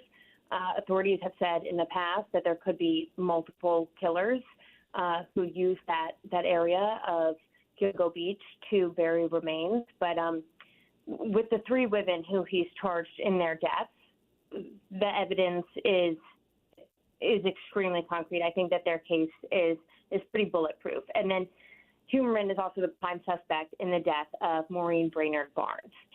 The charges for that are pending. I think that they will come relatively quickly, and then there will be 4 murder charges. But they wanted to arraign him as soon as possible once they realized that from his patterns, from his behaviors, from the burner accounts that they've been following, investigators were really fearful that this was someone who's going to strike again and strike again soon. As for the other 7 victims who there's still been no charges for their case, the DA has not spoken about them. I asked, and he said right now they're just focused on these women. There's a lot of compelling DNA evidence that associates Huerman to the women who he's been charged in their deaths. So I don't know what's going to happen with the others, but I think that this is really just the beginning in unraveling what happened in the area. Sloan Glass, thank you for joining us from News Nation. And as you heard her report, said that authorities were afraid that he would not only strike again, but strike again soon. The July heat wave. Special coverage on KSL News Radio. Returning now to our ongoing coverage of this July heat wave, we heard earlier from KSL meteorologist Matt Johnson. It is going to be once again over 100 degrees in the Salt Lake Valley. It is going to be about 110 down in St. George today. And in the Valley of the Sun, Phoenix, Arizona, it's going to be even hotter. Our colleague, Jim Cross, senior news reporter for KTAR in Phoenix, Arizona, live on the line with us. Okay, Jim, give us the skinny. How hot is it there? Right now, it's just over 100 degrees. We're going to go to 115 or more today. That'll be the 18th day in a row of 110 or above, and that will tie the all-time record. We'll break it tomorrow, and the Weather Service thinks we might run out 25 days at 110 or more. And we also set a new record this morning. It was the 8th overnight low of 90 or above. We dropped, if you can call it that, to 95 at Sky Harbor International Airport. Again, the 8th day in a row that's happened. That is the all-time record. Jim, those numbers are absolutely incredible. We're complaining about our 103 today that we're going to have, which is just nothing, but compared to what you guys are going through. So it's expected to stretch out for quite a while longer, obviously. Yeah. What do you do? Do you do anything differently, or is this just you guys are used to this kind of heat? Yeah, most of us that have been here, I've been here almost 25 years, we're used to it. But the thing that gets you is it's, 115, 116, 117, 18 for day after day after day. But it's these warm overnight lows because your body wants to tell itself you're cooling down at night, and it's not. It's in the 90s. We've just missed the all-time record low of 96 twice in the last few days. That's the hardest thing is you don't get a lot of break overnight, and and a lot of this is a high pressure system that's blocking the monsoon basically out of here. We've been in the monsoon since the official calendar starts since June 15th. We don't have anything on the scoreboard in Phoenix. Tucson is 3 days away from its latest monsoon rainfall start ever, and there's really no indication that we're going to see any monsoon rainfall in Phoenix, at least maybe for a week. We have a chance of thunderstorms this afternoon, but that's mainly going to be a blowing dust event if it does get in here. Jim, so we're rainless for the whole summer. Jim, I'm just curious. I'd heard about some flight delays, weather-related back east. Is there any flight delays or planes going to have problems landing at Sky Harbor International Airport anytime in the next few days because of this 118-degree heat? It shouldn't be a problem. It was back in the early 90s. We went up in the 120s. But that time, the airport, the runway didn't have the length to it to handle the weight. And there's a formula they run. I'm not sure exactly how it works, but so much fuel on the plane and so much runway. And there were a lot of planes that couldn't take off. And that was June of 1990 when it went to 122. We're not there. I mean, the airport runways have been extended, and I'm not sure exactly, again, what the flight formula is, but we should be okay. We're not going to be in the 120s, but we're going to be 115, maybe to 118 for the next several days. But again, it's the longest run of 110. It's always hot here in the summertime. That's the biggest argument here. And that's true. It is always hot in Arizona in the summertime. But we've seen a couple of, exceptional heat streaks. One came to an end with that overnight low run, and the other one's going to be tied this afternoon with the longest run of 110s. And again, we're looking at days of this still ahead. Jim Cross, best of luck from KTAR in Arizona. Thanks for the update. It's 10:30 at KSL News Radio. I'm Dan Bomas. KSL's top local story this hour.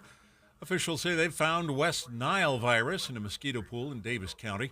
The Mosquito Abatement District says finding the virus in a pool is usually the first sign that West Nile is circulating in the community. With hotter temperatures already hitting and even more on the way, the Utah Department of Transportation doing what it can to make sure workers are protected from the heat. UDOT spokesperson John Gleason explains safety comes first. We always want to finish our projects as quickly as possible, but safety is the number one consideration here. We want to make sure that we're looking out for our workers and making sure that they're protected. UDOT announcing they're adjusting schedules to allow overnight work or get started earlier in the morning to keep their workers out of the hottest part of the day. Our top national story this hour from ABC News. A 15-year-old superstar swimmer made her splash in New York City after taking on the iconic 20 Bridges Challenge. ABC's Laura Spencer has more. Maya Marriage, a rising junior in high school, completing a 28.5-mile swim all the way around the island of Manhattan. I really like the challenge of it. I got to see all of the Manhattan skyline from the water at night. finishing the swim in 8 hours and 43 minutes with her parents cheering her on. It was all part of Swim Across America to raise money for cancer research. And your money at this moment, the Dow Jones average right now up 51 points on the day. The NASDAQ is up 78. And our KSL weather, yet another hot day in Salt Lake. That's next. KSL News Time, 10:32. Early mornings can be hard enough, just getting yourself going. We try to make it a little easier with news and weather from comfortable, trusted anchors and reporters. Join us on Utah's Morning News between 5 and 9 on KSL News Radio. You know, if you have a loved one that is struggling with substance abuse, addiction, whether they're currently in recovery or they need help right now, this is something that's been a part of my family for as long as I remember. My dad was a therapist for 30 years. And even in my young 20s, I used to work with kids that were struggling with addiction. Well, I want to tell you about Renaissance Ranch. Renaissance Ranch wants to help create a healing environment and give hope to families and family members specifically. And the reason they want to involve family members and create that support system is they know that, according to research, the chances are much better at a positive outcome if you have addicted loved ones working with family and friends and loved ones. They have classes at Renaissance Ranch that are taught from a spousal, parental, and personal perspective. And they want you to be able to attend some of these weekly online classes that's open to the public. All you have to do is go to renaissanceranch.com to learn much more about these free online classes. Again, open to the public. Renaissance Ranch treats adult men. They have an amazing alumni following. They've been doing this for over 20 years. So check them out if you're interested in these free online classes to learn more about what you can do and what kind of support you can be. Find out more at renaissanceranch.com. Getting close to retirement? Or have you retired? You've probably got a ton of stress-filled questions on your mind. I'm Jeff Jr. with Trajan Wealth. Getting a second opinion with an individualized investment plan is vital, and our fiduciary advisors do just that. Take it from this Trajan Wealth client. It was just so pleasant, so comfortable. I think we had 7 different accounts, just stuff scattered all over the place. And then so we just started, here's this, move this. And he even explained it a couple different times. But if I have more questions, he said, just give us a call. And that's what I love. He's a phone call away. Like, I'm glad I know these guys. Such a huge weight off my shoulder. Imagine not second-guessing investments or monthly retirement income. That's the peace of mind you'll get from working with Trajan Wealth. Call 801-899-7600 today or visit TrajanWealth.com. Actual client, no compensation, no conflicts. Advisory services offered through Trajan Wealth, LLC, an SEC-registered investment advisor. Everybody knows that exterior remodeling salespeople are all about the high-pressure sell. Am I right? Windows, siding, gutters, those suckers are going to twist your arm and get you to buy, or they won't leave your house at night. Tim Jr. here from RGS Exteriors, and I want you to know we don't have high-pressure cells. In fact, we don't even have salespeople. Nope, we have estimators. That's a huge difference. Estimators are trained to look at the entire scope of the project, to see and know if there are any problems, like rotten wood, wood-borne insects, or construction issues specific to your house or your neighbors. Salespeople are more concerned about playing those silly price games. Buy one, get one free, sign today and get 40% off, as if they didn't just jack the price up to give you a fake discount. RGS Exteriors estimators are going to give you a great quote. No games, no tricks, no nonsense. Call RGS Exteriors to quote your exterior project. Our number is 801-280-3110 or visit us at rgsutah.com. That's rgsutah.com. Traffic and weather together, brought to you by Granite Credit Union's high-yield savings certificates. Here's Lynn Thomas. In Utah County, Spanish Fork Canyon, traffic is facing intermittent stops in construction. Currently stopped on US 89 approaching US 6 in the right lane. And up in the mountains coming out of Camas, construction stopping things up both ways to Samak. And in Park City, SR 224 in construction from Marsack up to Deer Valley. The Utah Symphony's Deer Valley Music Festival in Park City features Ben Folds, Leanne Rimes, the Beach Boys, and more. Going on now through August 4th in Park City at deervalleymusicfestival.org. Len Thomas in the KSL Traffic Center. KSL weather, another very hot day, high around 103 in Salt Lake. Slightly cooler tomorrow and Wednesday with about a 30% chance of thunderstorms. And right now, we're at 89 degrees, mostly cloudy skies at KSL News Radio, 102.7 FM, 1160 AM, and KSLNewsRadio.com, your all-day companion for news. Dave and Dujanovic. If you own a home, if you have to insure a home, somebody you know owns a home, has to insure a home, which is just about like anybody and everybody in our listening audience, listen up. So Dave and I have been talking about insurance companies kind of pulling the rug out from under homeowners and canceling policies because of things that are out of the homeowner's control. Dave, here's the latest headline. I pulled it while you were on vacation, and I've been sitting on it, literally sitting on this headline till you get back. And I want to get your, I don't want to lecture.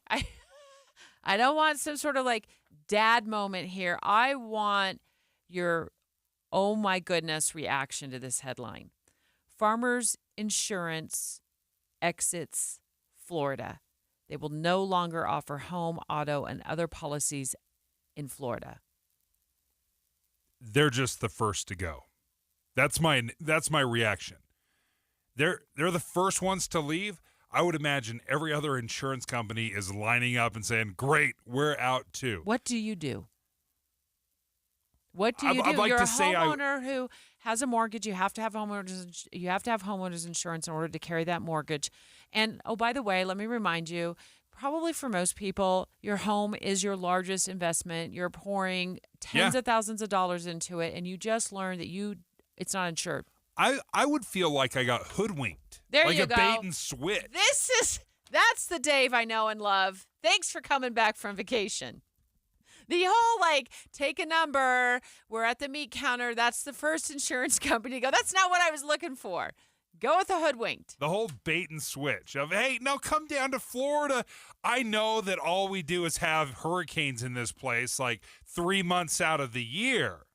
But we will cover you with insurance. Oh, great. You'll cover me with insurance from my hurricane? Awesome. So you buy a house, you get insured, and then once they got you, never mind, this was a terrible idea. You should never build in the path of a hurricane.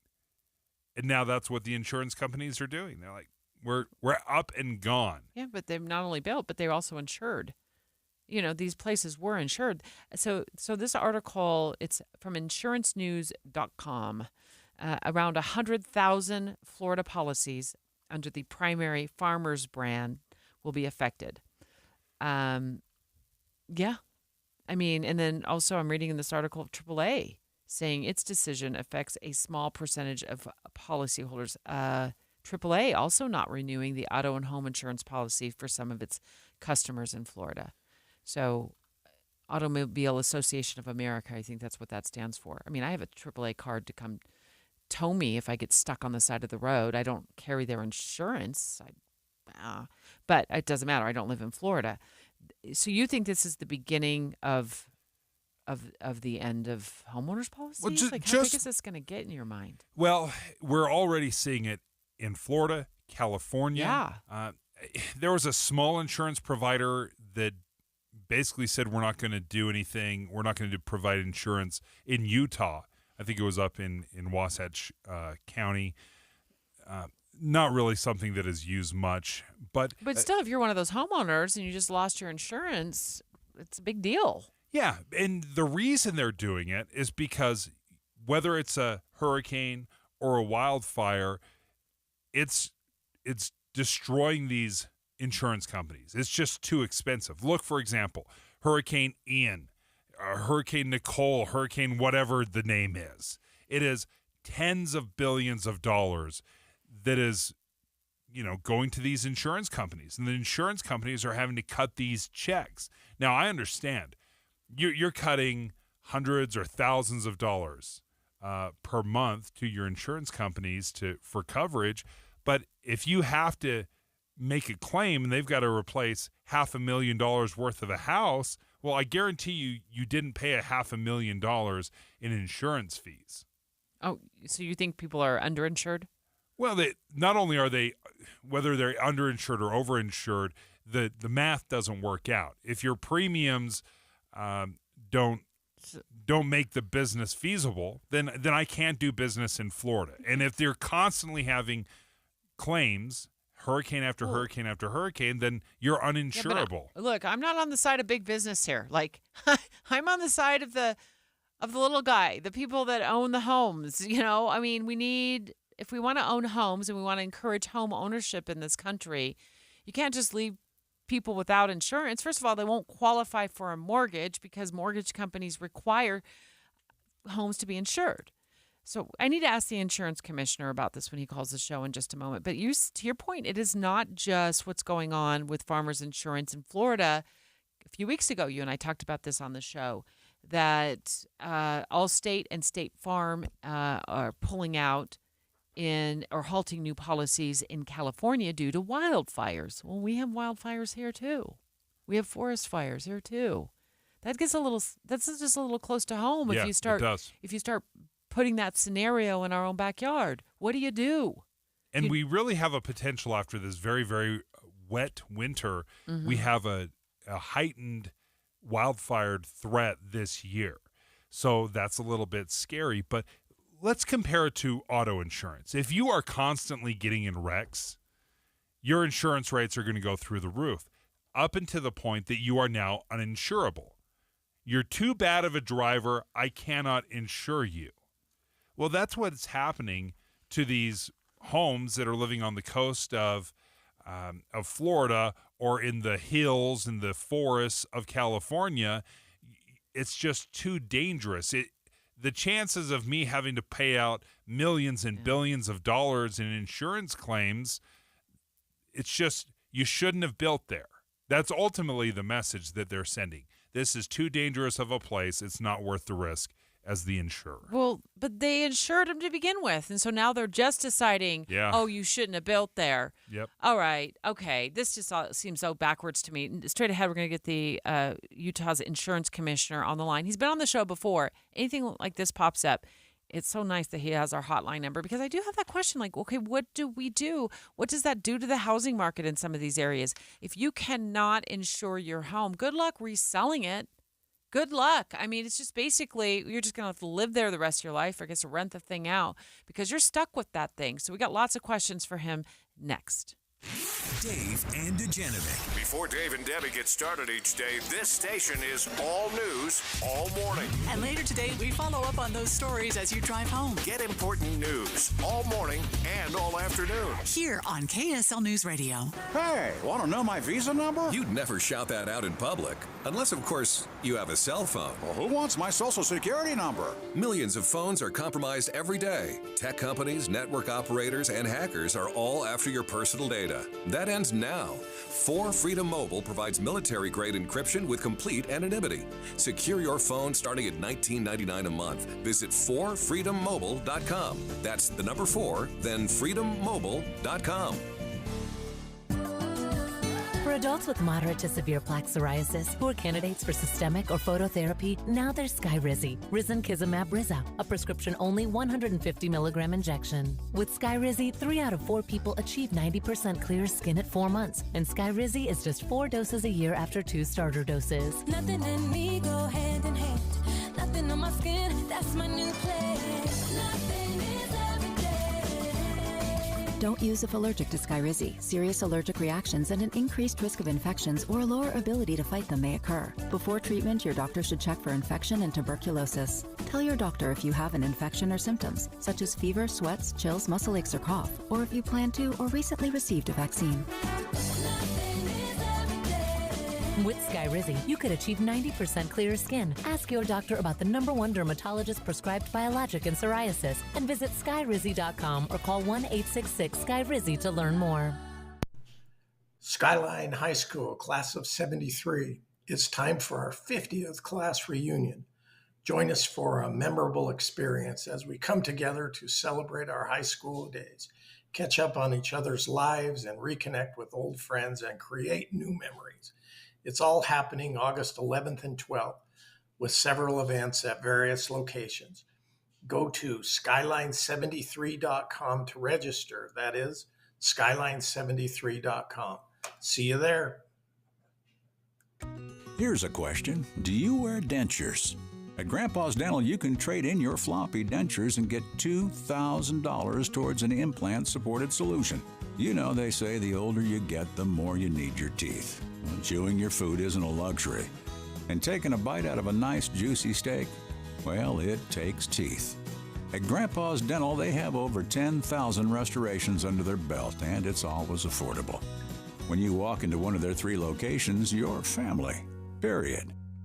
At Grandpa's Dental, they live their family legacy by building lasting relationships through state-of-the-art services. So if you want to stop the flop and actually eat foods you can chew, trade in your dentures at Grandpa's Dental for $2,000 toward your implant solution. Schedule your free consultation at grandpasdental.com today. That's grandpasdental.com. You could throw your flip-flop at a bug. Ew, a bug, get it. But the chances of actually hitting it Over there! are statistically It's still alive. unlikely. Good thing nature's got your back. Stem bug killers combine powerful active ingredients found in plants, like lemongrass and geraniol, and scientifically engineer them into effective bug-fighting formulas, safe for use as directed around people, pets, and throughout the home. Stem, rooted in nature, optimized by science. If you want a heating and air company that uses third-party verification of their work, that is one of the highest rated on both Google and Yelp, then call At Your Service Pros at 801-YOUR-PRO. Tim and Amanda. You know, we've been doing this, 30 years, Tim? We know that the news can be heavy. We know that it can be difficult sometimes to listen to or understand. But that doesn't mean that we're supposed to live in that down place every day. We learn the news, we're educated so we can take care of our families. But then, you know what? We go out and have a good day. Well, I think both of us come from the standpoint, and we have families. We have kids that are coming up different ages. Yours are younger than mine. Mine are grown adults. But we always try and look for the bright side, I think, because we all want to have that in our lives. And it's there. There is a bright side. There is a bright side out there, and so we look for those opportunities each day to hopefully send that message to you, even if it's not directly, in words, that at least in sentiment, things are going to be okay. Do you know what I like to tell people? The news is the exception, not the rule. So if there's violence in the news, that's the exception. The rule is most of us are safe and happy and doing okay. Amen. Utah's Morning News between 5 and 9 on KSL News Radio. With the 3 things you need to know this hour, I'm Dan Bomas. First, West Nile virus has turned up in mosquitoes in Davis County. Second, UDOT is trying to make sure construction workers are safe in the summer heat. Third, they call it the 20 Bridges Challenge, a swim around the entire island of Manhattan. A 15-year-old champion swimmer has just done it. Right now, 92 degrees and partly cloudy in Salt Lake City. Back to Dave and Dujanovic on KSL News Radio. Dave and Dujanovic. Let's talk about homeowners insurance as we continue to discuss what's been happening in Florida and California. In Florida, the latest news is that Farmers Insurance is exiting Florida, canceling policies, not renewing policies for some 100,000 Floridians who have their homes insured. That's because of hurricanes. Then you fly all the way across the country and you land in California and find out that Allstate and State Farm have canceled some California homeowners policies. That's because of wildfires. I don't think you're legally required to carry homeowners insurance. Unlike driving, you have to have car insurance if you're going to drive. But I don't think that is the case for homeowners insurance, which is in part why I think they're allowed to do this. I think, John, are you there? Yes. Hi. Wasn't it Chubb you talked about a couple of weeks ago with us here on the air that had decided that it wasn't going to renew some policies in the Summit County area? Yes. Sorry, which company did you say? Chubb Insurance. Yes.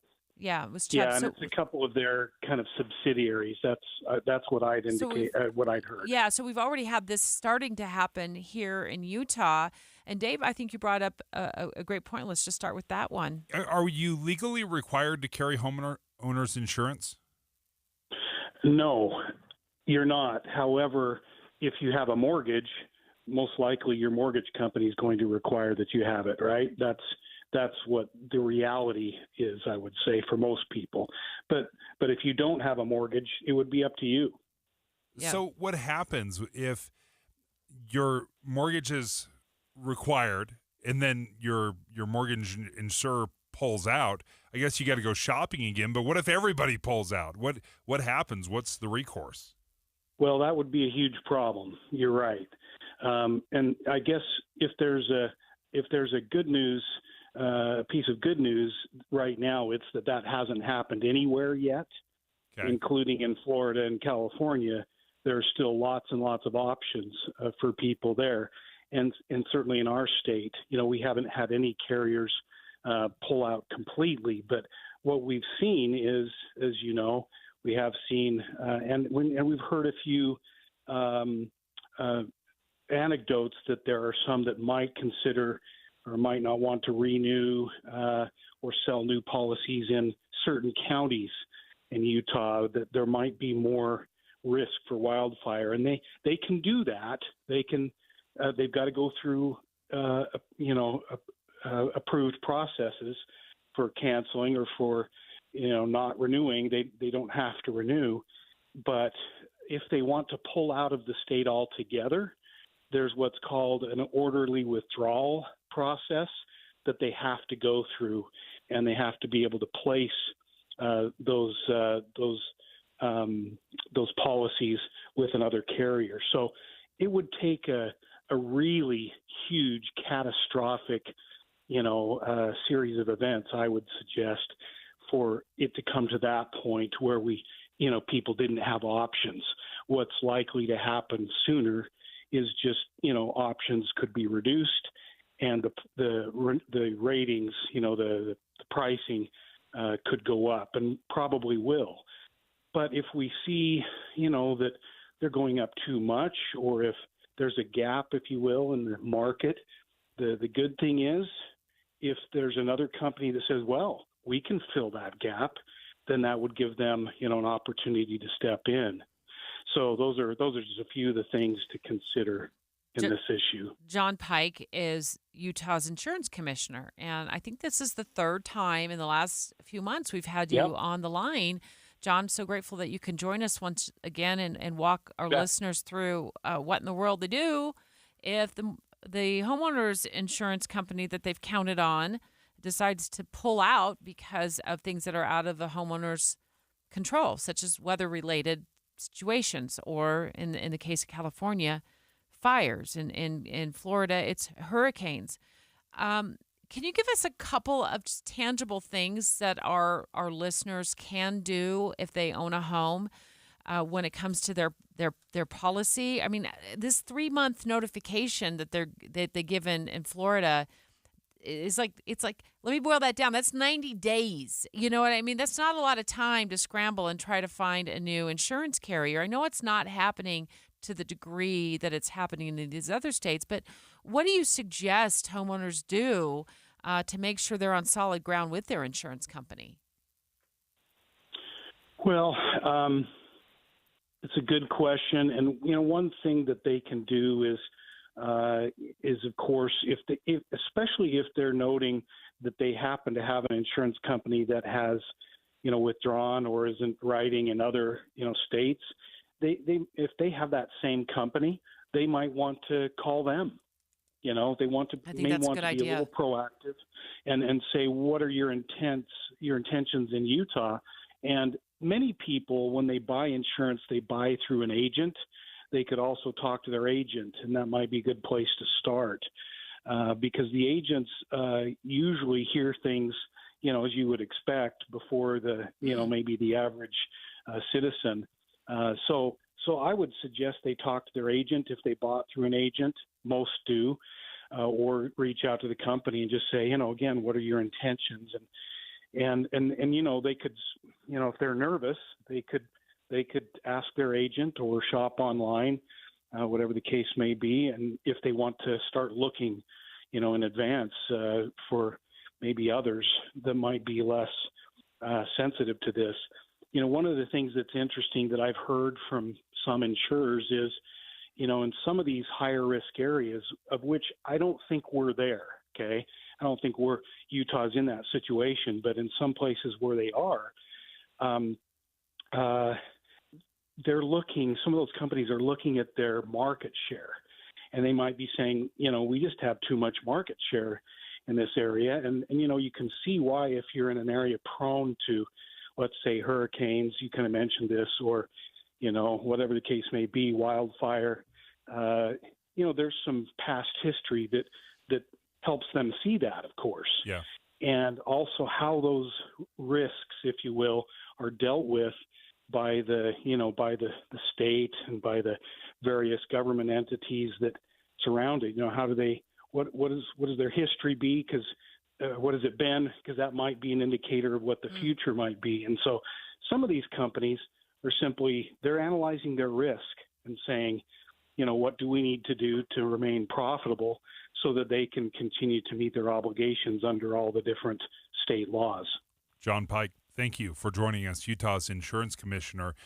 And that's a very important point, Debbie. If you own an entire neighborhood, if you're insuring the entire neighborhood, well, if a hurricane hits that neighborhood, that might just wipe you out completely. So you can't be everywhere. You've got to spread out some of the threat, I understand, as an insurance company, but that doesn't help me, the guy that's carrying the mortgage, right? I just need to be insured. And when everyone starts moving out, or if there's several people that start moving out, then the folks that are left remaining, well, they can charge a premium because they're the only game in town. I also want to talk to a state lawmaker about this and see if there's anything the legislature can do. I'm just throwing this out there. Down the road, the legislature can do to help consumers and homeowners feel more at ease, or maybe it's not a 90-day notice. Maybe it's a longer notice if they're going to pull out. I just think this is the very beginning of this conversation. I don't think that we, by any means, wrapped up the conversation today. But thank you so much to John Pike for, once again, Utah's insurance commissioner, setting us straight and giving us the inside details on how things work. Appreciate it so much, John. Next, Boyd Matheson. It's like the whole band is back together. You know what I mean? Finally. I mean, you're here. Summer vacations I'm here. are over. Well, speak for yourself. Boyd's back. Didn't I tell you? Are you leaving again?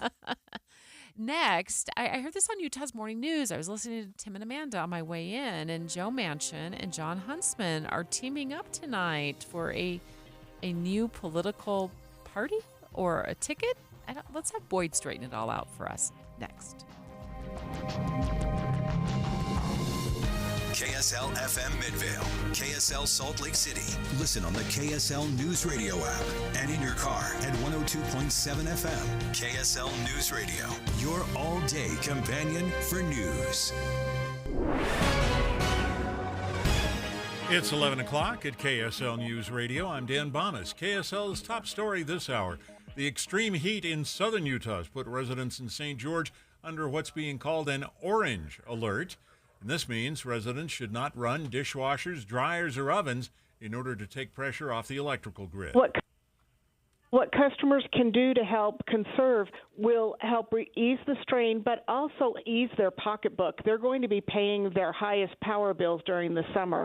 That's the manager of Energy and Water Customer Service, Renee Fleming. She tells KSL News Radio's David Dujanovic that 3 to 7 this afternoon is the critical time frame to reduce electrical usage. Our top national story this hour from ABC News. Russia has put a stop to the agreement that allows grain exports from Ukraine to countries in Africa, the Middle East, and Asia, where hunger is a growing threat. More from ABC's Tom Rivers at the Foreign Desk. Kremlin spokesman Dmitry Peskov says Moscow's suspending the Black Sea Grain Initiative until its demands to get its own food and fertilizer to the world are met. That was part of the original overall package, but senior EU official Joseph Borrell in Brussels maintains... I have to blame Russia for this decision, completely unjustified, weaponizing the hunger of the people. Moscow counters the West can blame itself for not abiding by the tenets of the agreement. Tom Rivers, ABC News, at the Foreign Desk. Your money at this moment, the Dow Jones average up 81 points on the day right now. The NASDAQ is up 98. And just hot weather continuing today. Only a little relief tomorrow. That's next. KSL News Time, 11:01. What do you need to hear in the morning to feel ready for the day? Important news that happened overnight. The traffic you'll hit on the roads. You'll be ready for your day with us. Join Utah's Morning News 5 to 9 on KSL News Radio.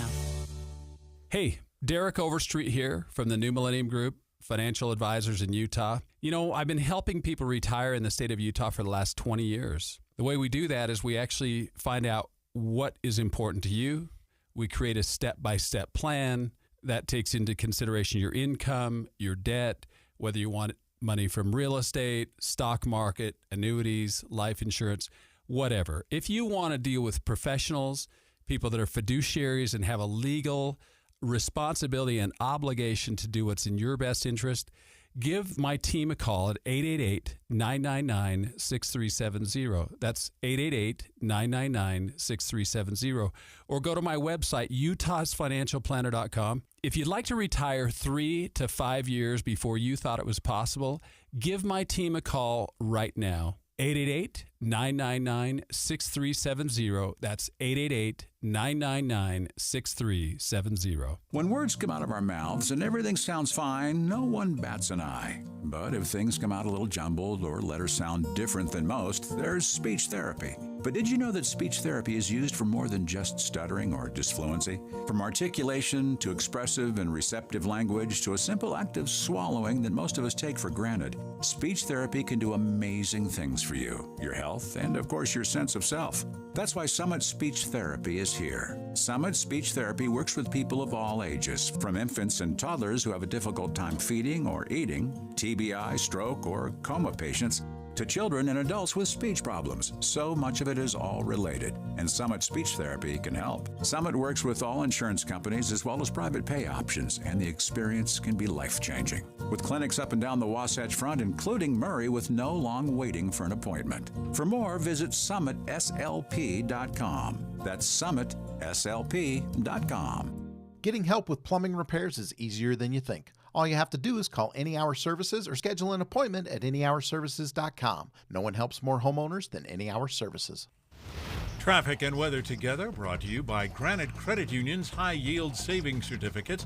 Here's Ricky Meese. We've had a vehicle fire in Box Elder County. It's been affecting traffic and causing delays northbound I-15 in the Willard area. It's just at the port of entry exit ramp. You'll see all those vehicles to the right. It is blocking a right lane of traffic and causing some delays.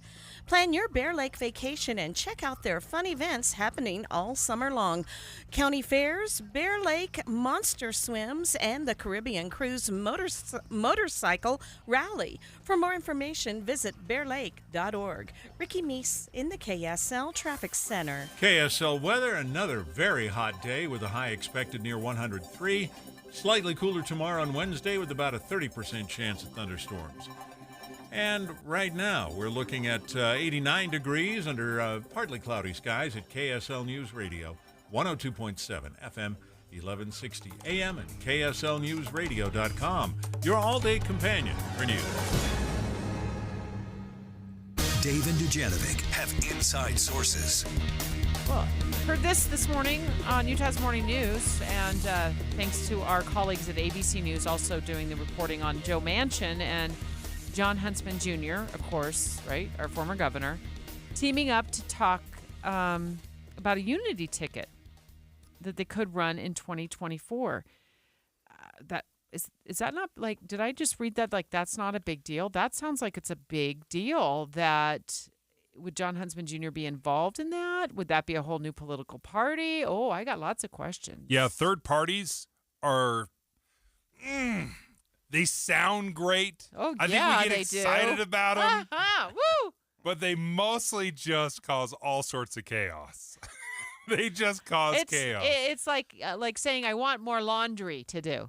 Yeah. No. Hi, Boyd. Hi. Welcome back. Welcome back to Nice everybody. to meet you. I'm Debbie. This is Dave. Nice to meet you both. We haven't seen each other for quite I some know. time. So Joe Manchin, he's a senator, Democrat, West Virginia. Former Utah Governor John Huntsman, Republican, will speak at the group's Common Sense Town Hall. And if my memory serves, I think that happens tonight. It is tonight. Okay. Yeah, it is. And it's part of No Labels. So the No Labels organization has been around for a number of years now. John Huntsman Jr. was one of the founding members there with former Democratic Senator, Independent Senator Joe Lieberman from Connecticut. And so that was kind of the origin story there. So they're taking this one step further. They actually are releasing today, as part of this town hall in New Hampshire, a common sense policy booklet, which would really be kind of the blueprint if they do decide to put forward a ticket in terms of the presidential race. So there's nothing about a presidential race today. This is much more about the concepts, the ideas, but this is specific. This is a policy-driven proposal in terms of these are the kinds of things we should be talking about as a nation and how maybe we should be talking about them differently. I think one of the biggest problems I have with a third party is I have no idea what that third party stands for. And I think having a booklet, having a constitution, or whatever you want to call it, an ethos. Manifesto. A manifesto. Yeah, I don't know what it's – I've got to know generally what these folks believe in. Yeah. You know, the Green Party, you kind of have an idea. The Libertarian Party, you kind of have an idea. So there's no shortage of parties in this country. Right. Why would this one be different? So I think there's a couple of things at play here. So one, they are rolling out this policy booklet. Yeah. And to give you an example, some of it looks like, and I've talked with the former governor here in Utah. I had him on the television show a couple of weeks ago. We've been texting this morning from New Hampshire, and they're excited about the fact that they can have a policy discussion. So, for example, one of the policies that they're playing forward in this is about immigration, and it has things that both sides will hate. So it starts with, we're not going to release those seeking asylum just out into the United States to come back at some 5-year period down the road for a hearing. We're not going to do that anymore. And we're also going to streamline the legal immigration process to make it easier for people to come into the country. And we're going to take care of those dreamers, those children who were brought here by their parents as children, that they have a pathway to citizenship. Now, most reasonable Americans would nod and be like, okay, yeah. Yeah, so the vast majority of Americans are going to say, that's a policy I can get on board with. They have very specific things about Social Security, about abortion. And so they're trying to have a different kind of conversation, and this is really kind of the kickoff to all of that. Now, here's the thing that no one's going to talk about that I think is the most important part, because you say third parties, blah, blah, blah, it's just going to cause problems. Here's how I know this is different. The reason I know this is different is because the progressive MoveOn.org, the Republican consultant-driven Lincoln Project, former Democratic Congressman Dick Gephardt, former minority leader, and a host of other former Republicans are all going crazy, taking shots at No Labels. So the fact that they have upset the establishment of both the left and the right tells me they're making the left and the right very nervous. The left is very nervous that this will undermine and hurt President Joe Biden and maybe ensure a return of former President Trump. Those on the right are worried this undermines former President Trump and could ensure the reelection of Joe Biden. And so they're both there. And all of those groups are really worried about someone undercutting their revenue flow. And that's awesome. Their donations. Boyd Matheson, Inside Sources, every afternoon from 1 to 3 right here on KSL News Radio, talking to us right now about our former governor, John Huntsman Jr., being with Senator Joe Manchin of West Virginia. Huntsman is a Republican. Manchin is a Democrat, teaming up for a town hall tonight. And you said that, so this party, this third party, which so it's actually not a party. It's not a really party. It's a concept. It's a framework. It's a framework. They could execute So it. former Senator Joe Lieberman, founding chair of this concept framework, No Labels, he spoke to George Stephanopoulos of ABC. So we're trying to give voice to that majority of the American people, the common sense majority that wants something different than the two parties. I'll just sum it up this way, George.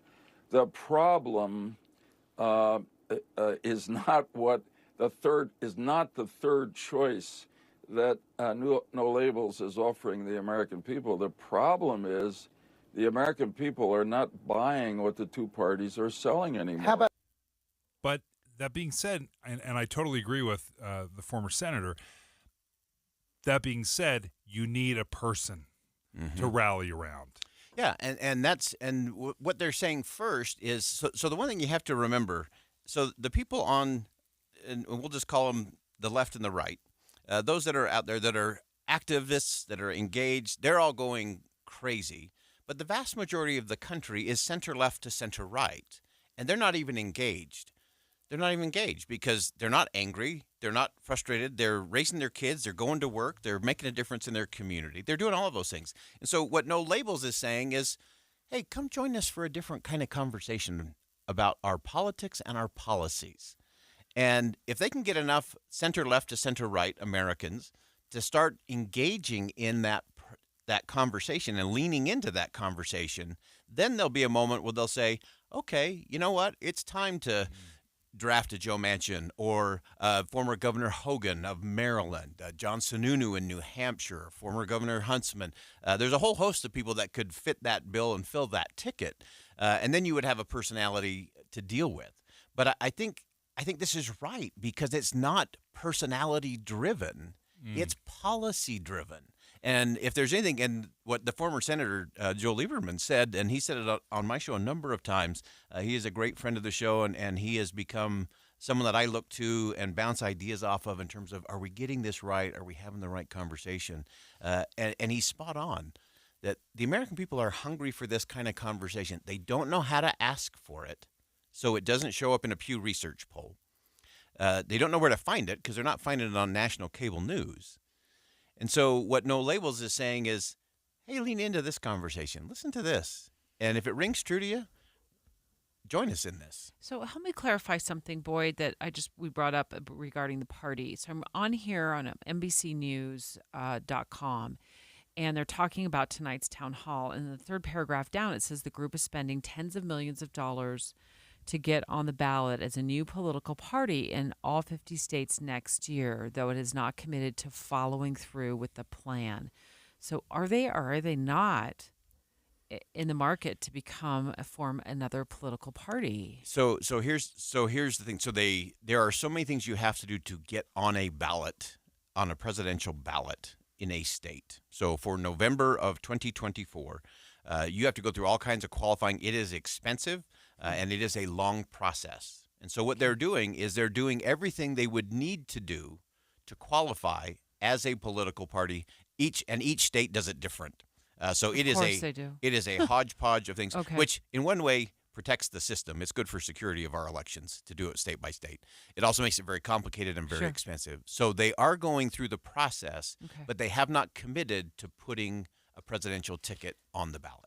Okay, but I think it's still fair game that we can ask our listeners to give us a jingle. Oh, God, we got the stamp of approval on I don't know why you're asking me. Well, we respect your opinion. Boyd Matheson, I can't wait to hear more of you this afternoon at 1 o'clock. I'm not quite sure where we can watch this. I would assume it's being streamed. It says it's being streamed online. So I guess if you just Google or search on Facebook, No Labels Town Hall, it'll probably pull up. I'll be honest, I'm very excited at the idea of having a policy manual of what we believe in. Something where I can just read it and say, you know what? And everyone should go and read it. It's only like 37 pages long. So it's vastly different. That's usually how long the answer to one question is. It's vastly different than either the Republican Constitution or the Democrats' version. It's very short. It's not a ton of specifics, but enough specifics where you can say, everyone should read the section on the abortion issue. Yeah. It's a great way to reframe how we have that conversation. So there's some good things. I don't agree with everything in there, but there's some interesting things in there. You've got the inside track. Get us some advanced copies of it. We'll read it out loud on the air and we'll see if our listeners agree or disagree. But in general, right now I think you've really piqued our interest. This concept has piqued my interest. So let's take live phone calls. 801-575-TALK. Are you in the mood? Are you shopping the market for a new political party? And does this concept, this framework of new labels fit the bill? 801-575-TALK. Dave and Dujanovic. Hey, stay right here for more of Dave and Dujanovic. And tomorrow morning, come back here for news, traffic updates, and reliable weather. Join us to have a listen. Tim and Amanda. Your morning companions for news. It's hot. Along the Wasatch Front, temperatures are going back above 100. We do that every summer. And it's sticking around. It's not going to be unprecedented, but it's definitely going to be hot. Get updates on temperatures and the forecast every 10 minutes on the 9s. Find a cool place to spend the day. Special coverage, the July heat wave on KSL News Radio. Looking for a trusted oral surgery practice? Look no further than Aspire Surgical. With a team of highly skilled and experienced board-certified oral and facial surgeons, Aspire Surgical offers a variety of surgical services, from wisdom teeth removal to dental implants to facial cosmetics. At Aspire Surgical, patient comfort and safety are top priorities. Their state-of-the-art facilities and advanced techniques ensure that patients receive the best possible care in a comfortable and safe environment. Visit their website at aspiresurgical.net or call 385-474-4952 to schedule a consultation today. Trust Aspire Surgical for all your oral surgery needs. Visit aspiresurgical.net or call 385-474-4952 to schedule a consultation today. Aspire Surgical, where your aspirations become a reality. Did you know people travel to Logan from all over the country to see performances by Utah Festival Opera and Musical Theater? Why? It starts with 300 professional local and nationwide artists and staff coming together to create magical performances. First, Lohengrin, a mysterious knight, sails into town on a swan to rescue the lovely Elsa, who has been falsely accused of murder. The knight goes, "Don't ask me my name." Elsa goes, "Okay, I won't. Wait, what's your name?" Everything goes downhill from there. The plot's kind of weird, but the music is stunning, and it's only ever been performed 5 times in the United States. Next, Aida the opera version and Aida the Broadway version. See them both. So, Radames is captain of the Egyptian army. He's supposed to marry the pharaoh's daughter, but instead falls in love with Aida, the queen of the country he captured. They can't live without each other, so they don't, because they're sentenced to death and die in each other's arms. There's also Broadway's Oliver, the classic Our Town, plus concerts and more. Utah students from public and private schools get a free ticket to any or all performances and concerts this year. Don't miss out.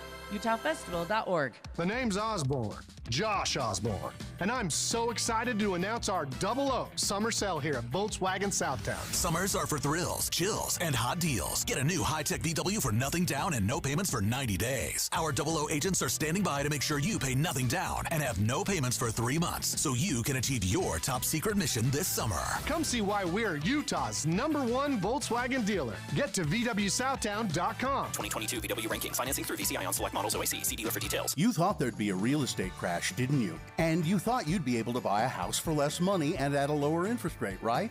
Sorry, the crash didn't happen. You see, there's a shortage of homes in Utah and Idaho, and that's why prices are stable or even going up 5 to 10%.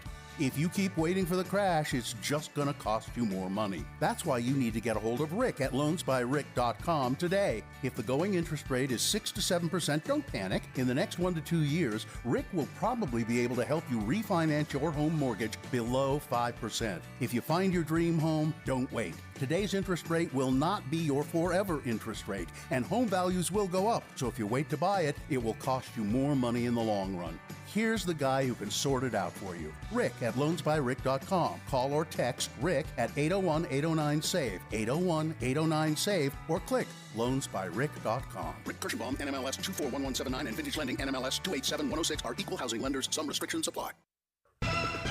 With the 3 things you need to know this hour, I'm Dan Bomas. First, there's an orange alert in place for people in St. George because of the extreme heat. Among other things, people are asked not to use some appliances to reduce electricity demand. Second, a professor's racist caricature has led to a $45,000 settlement between Utah State University and a former student. Third, Ukraine has been able to export grain even during the war with Russia. Now the Russian side is saying it's not going to abide by that agreement anymore. 89 degrees right now, partly cloudy in Salt Lake City. Back to Dave and Dujanovic on KSL News Radio. Dave and Dujanovic. James and Clinton, hold the line. We know you're waiting to chime in on the possibility of yet another third party. I don't know exactly how many third parties we have in America, but Dave's got the list over there. And we're asking this question. We just spoke to Boyd about this Unity, No Labels town hall that happens tonight. It'll be live streamed. And our very own John Huntsman Jr., a former governor of Utah, participating in that along with Senator Joe Manchin. And Boyd was talking about this manifesto that they're going to release later today that outlines the party's constitution, what they stand for. Yeah, their beliefs. Now, there are no shortage of political parties in this country. There's over 400 registered political parties. Some you've heard of, most of them you have not. But I was just pulling up one short little list. The Alliance Party, the Constitution Party, the Green Party, Libertarian, Legal Marijuana Now Party, the Unity Party, Working Class, Working Families. There's so many parties out there. To say that there's a third one in the wings, well, there's already a million. Yeah. What makes this one different, and which one will have the popularity to really wield some power? Well, I'm looking forward to knowing more about it tonight. Learning more about it during the town hall, reading the 37 pages of manifesto of what they're going to stand for, and talking about it more tomorrow on tomorrow's show with Boyd and with you. Let's get to the phone lines. 801-575-TALK. Good morning, James. Are you ready for something fresh like this, or is this a no-go for you? I am ready for something fresh. I'm not even going to ask why, because I know why. Yeah, we've all listened and seen what has happened for the last 20 to 40 years. And I would be willing and able and ready for something fresh in our government to set what is the most critical thing for the U.S. to happen, which is to have the right leadership there to make the proper policies. And I also think that Boyd should be president, and Debbie and Dave should run for vice president. Oh, you're so kind. I'll just I'm be intrigued. Dave can be VP. I'll be Secretary of State. Oh no! I'm going to be the spokesperson. I'm going to be on camera every day, taking the questions from the networks.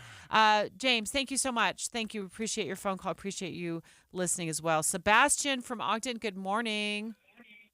Good morning. Welcome to the show again. Thank you. I am ready too. And if you have 1 minute, I can tell you why. Yes. Okay. I am Republican registered in Weaver County.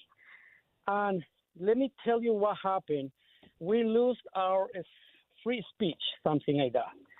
And in our district, for the Congress in Utah, we have one Democrat, is Rosemary Lesser, and her opponent was Jill Crawford.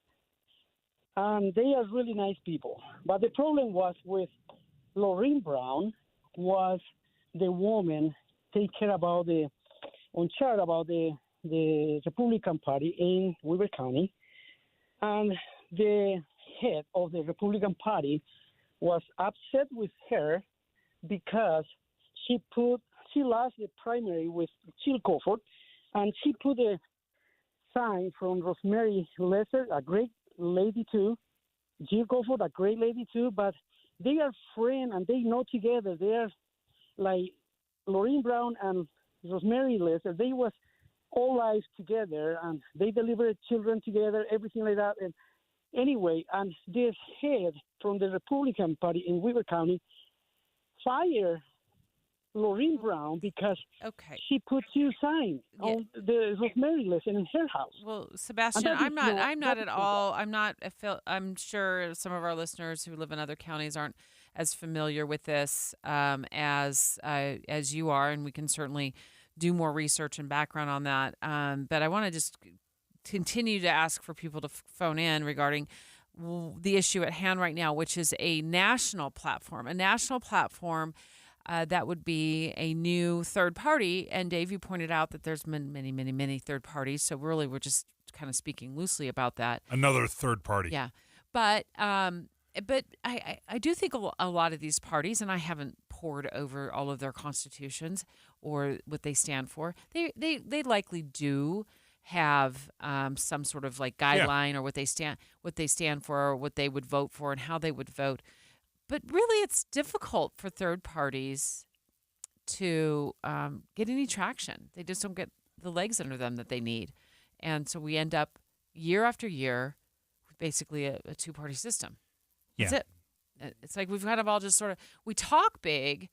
When it comes down to it, we don't do real big things. We don't move mountains in politics. We're just stuck in the same place that I feel like I've been stuck here since I started taking classes in like middle school and talking about politics. It's just always been the Democrats and the Republicans. And if we're being totally honest, there are two parties, but the idea that half of America falls under one and half falls under the other is ludicrous, because there's so much nuance to our beliefs that it is absolutely crucial that there are more ideas that we could, and parties that we could latch onto.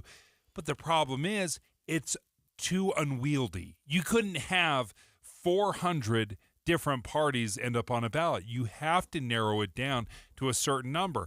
And time again, all of these parties, whether it's the Allegiance, Alliance, the Free Marijuana Party, whatever it might be, they just can't get enough support. But you need money too. You need money. Yeah, you need a face. Well, I do agree with you on that. I'm not sure you and Boyd saw eye to eye on that when we were talking about it with Boyd, but I do side. Boyd's not here to defend himself. He'll be in at 1. You can listen to him then. I do agree that you need a face. You need that. You need somebody that people can relate to, people can talk to, people can look to for leadership and strong leadership and calm leadership and a direction that we all understand that person is taking our country in and taking our communities in. And if they don't have that, it tends to just fall flat. It's just how we are. We want to see somebody out in front leading us. One of the last times that I can think of that we really had a serious third-party candidate was Ross Perot. You remember this? Oh, yeah, totally remember Ross What was Perot. Ross Perot's party? Oh, my goodness. Don't tell me. No, we're just going to go through You the don't know? whole show. No one does. Deb. No, I would totally remember because I had to watch all of the debates. This is back when there were only 3 news stations and then Sesame Street. Oh, stop it. I'll give you 1,000 guesses and you will never come up. $1,000? I'll give you. I cannot. It's going to bother me. I know. Okay. Somebody text in, hurry, 57500. Help me cheat on this. I don't remember. Tell me what it is. The Reform Party of the United States of America. Never have remembered that. Like I said, I gave you 1,000 guesses. He was a very wealthy man. Yeah, billionaire. And he was, if I recall, able to finance much of his own campaign. And plus, he was super memorable. Do you remember? Quirky. Like, he just... Yeah. but intriguing nevertheless. Right. And he was on the debate stage. And I think there is an appetite for a third party to rise to the top. There's been a lot of third party possibilities and hope. But until you have the leader that people can rally around, that they can associate with, I just don't see how this gets off the ground. Is that person Joe Manchin? Is it former Utah Governor John Huntsman? Possibly. They're 2 big names. They're established. They know how to raise money. They could be the names, but I think that's the number one thing you need is you need to have a spokesperson that can explain why this third party is right for you. The big story of the day has been the heat, and we're going to hop on over to Moab, about 3.5 miles outside of Salt Lake City, to check in there. I understand it's going to be 108 degrees today in Arches National Park. It's 11:31 at KSL News Radio. I'm Dan Bomas. KSL's top local story this hour. Utah saw record-breaking temperatures yesterday. Not looking much cooler today. KSL News Radio's Adam Small has more. Salt Lake City hit 106 yesterday, exceeding the old daily record of 103. St. George hit 114. National Weather Service senior meteorologist Monica Trapigan says Salt Lake City is looking at a high of 103 today, but there is a bit of a reprieve in sight. We do have the ridge eventually weakening later today into tonight, and a cold front moving through, or a less warm front. Tomorrow, temperatures go back to the 90s, but we're right back in the triple digits this weekend. Adam Small, KSL News Radio. A Utah State University graduate's getting a $45,000 payout after claiming his professor drew a racist caricature of him. Greg Knoll filed a lawsuit against the university in 2020 following his graduation. Salt Lake Tribune reports the payout will end the lawsuit, but the professor, who remained unnamed, was essentially let off with no consequences. Your money at this moment: the Dow Jones average down, not down at all, no, sorry, up 77 points right now, and down to, that's just changed to 70 points right now. The NASDAQ is down, the NASDAQ is up 101 points right now. And on the way, we'll be talking about more very hot weather on the way. That's next. KSL News Time, 11:32.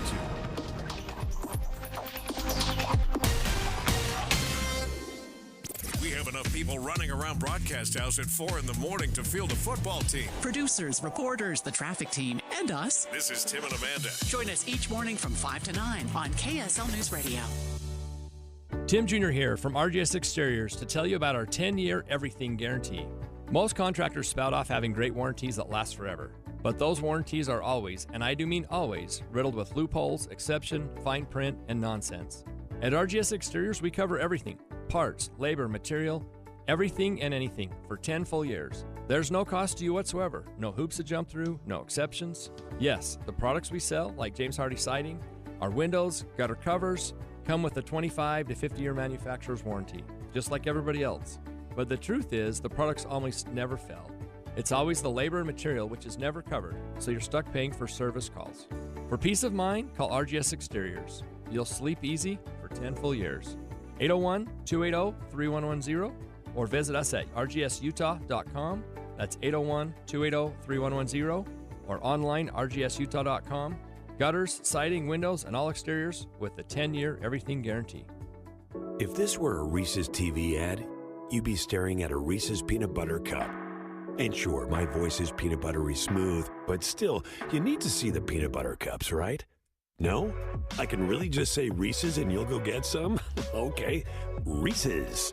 Reese's. Reese's. Really working, actually. Reese's. Reese's. I'm on to something. Reese's. Reese's.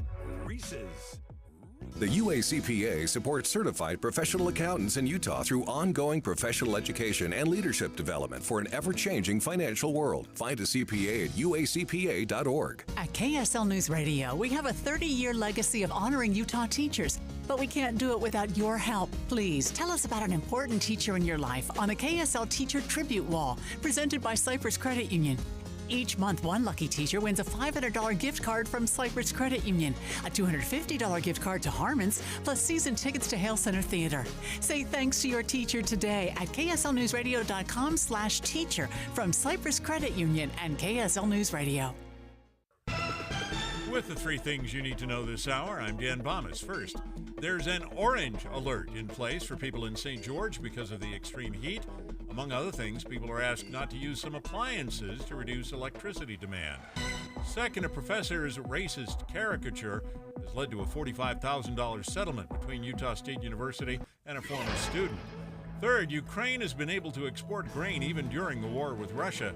Now the Russian side is saying it's not going to abide by that agreement anymore. 89 degrees right now, partly cloudy in Salt Lake City. Back to Dave and Dujanovic on KSL News Radio.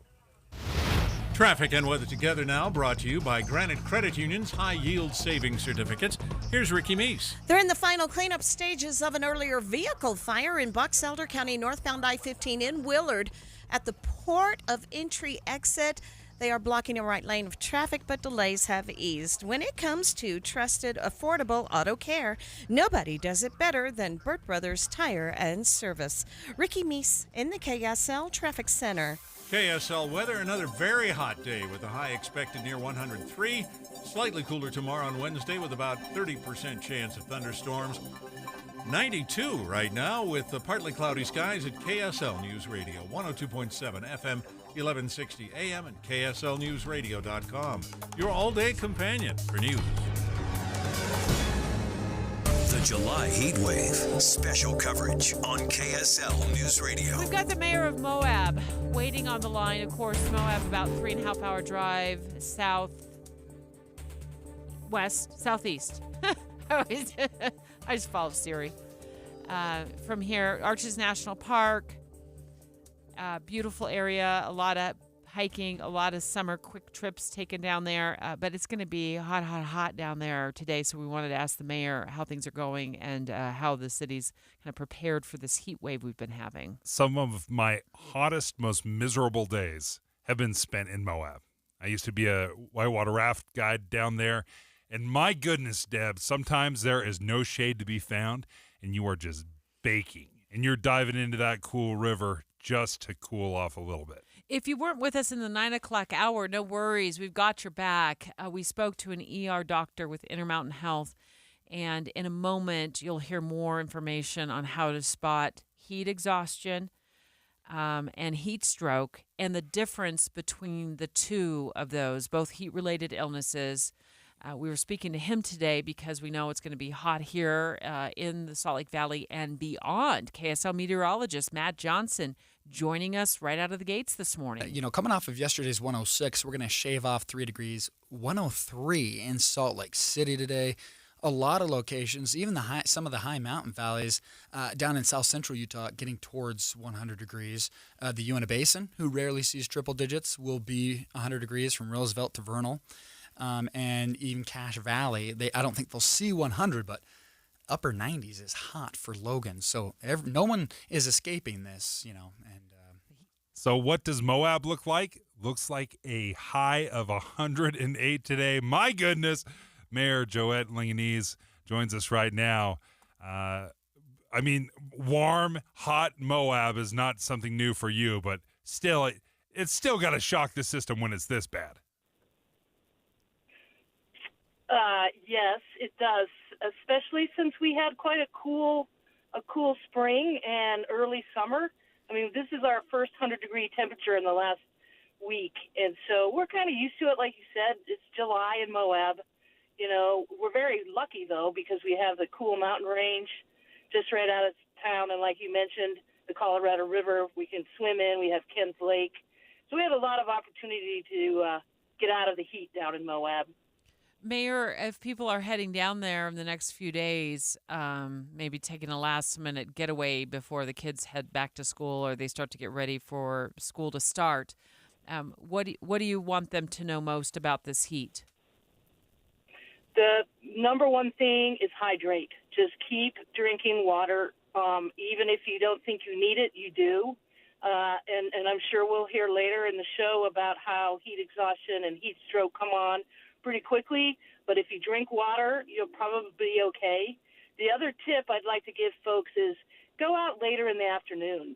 Don't go out hiking in the middle of the day between 10 o'clock and 5 o'clock. That's going to be the hottest part of the day. So get out there and enjoy Moab, but do it later in the afternoon or the evening. The sunsets are beautiful from Arches National Park, but definitely drink lots and lots of water. Yeah, I did Delicate Arch at 3 p.m. once. That was as miserable a hike as I've ever been on. How are things going as far as, are you having any issues with streets? And sometimes the heat can cause roads to buckle. How are you guys holding up? Yeah. That's kind of a whole nother conversation. But, yeah, our streets do melt. They do buckle. And, we do have to do repairs. But so far, so good. Like I said, it's only been this hot the last week. So, we'll see how it trends out through the remainder of the summer. But we do need to pay attention to our roads for sure. And, a lot of our roads need repair anyway. So it's something that we need to pay attention to and correct if we have some issues. The Southwest under what's called a heat dome, expected to last for a little while yet. So we're not going to get out of this anytime soon. In Phoenix, when we spoke to our sister station, KTAR, which is a news talk station down in the Phoenix area, 118 today. and they've set a record for most days in a row over 110 degrees, and they expect it to go out to another few days of over 100 degrees. We know that St. George is going to sit right around 110 or 12 today. Moab, we're on the line right now with the Moab mayor, Joette Langanese, will hit 108 degrees today. And I'm always worried about like our first responders, and maybe I have a little bit of a first responder bias because my son is a firefighter for the Unified Fire Authority here in the Salt Lake City area, but I worry about our first responders, and my daughter is an EMT. So, being out in this heat, how are the first responders down there holding up with this heat in Moab? Well, they're used to this. A lot of their rescues in the summertime are heat related. So, again, they know what to do. They know how to take care of themselves, and they certainly do that. That's why, we encourage everybody that's coming down is do the best that you can so that the first responders don't need to come out and rescue you. In terms of our local community, we're pretty good, with the elderly that may not have air conditioning or the means to keep themselves cool. We look out for each other pretty well. But the first responders definitely know how to take care of themselves. And so the best advice I could give is try not to have to use them if you don't need to. Well, I think of those first responders in Moab. The city itself is very small. I think maybe your population's it's under 10,000. I'm sure of it. But yeah, 5,000. Is it 5,000? Yeah, so it's even smaller. How do you handle this? Because as far as tourism goes, you get millions of people. It's incredible. How do you staff this as a mayor of this town? How do you handle this with first responders? Well, the first responders for the city are our Moab Police Department. The county has control over the search and rescue teams and the sheriff's office. We all work together, of course, and then the National Park Service is also, they're out there too with their search and rescue folks and their first responders. So, I think we just encourage them to take care of themselves so that they are available when needed. And of course, the same holds true to them. Drink lots of water. And as I mentioned, these guys and gals have been doing this for a long time. They're used to it.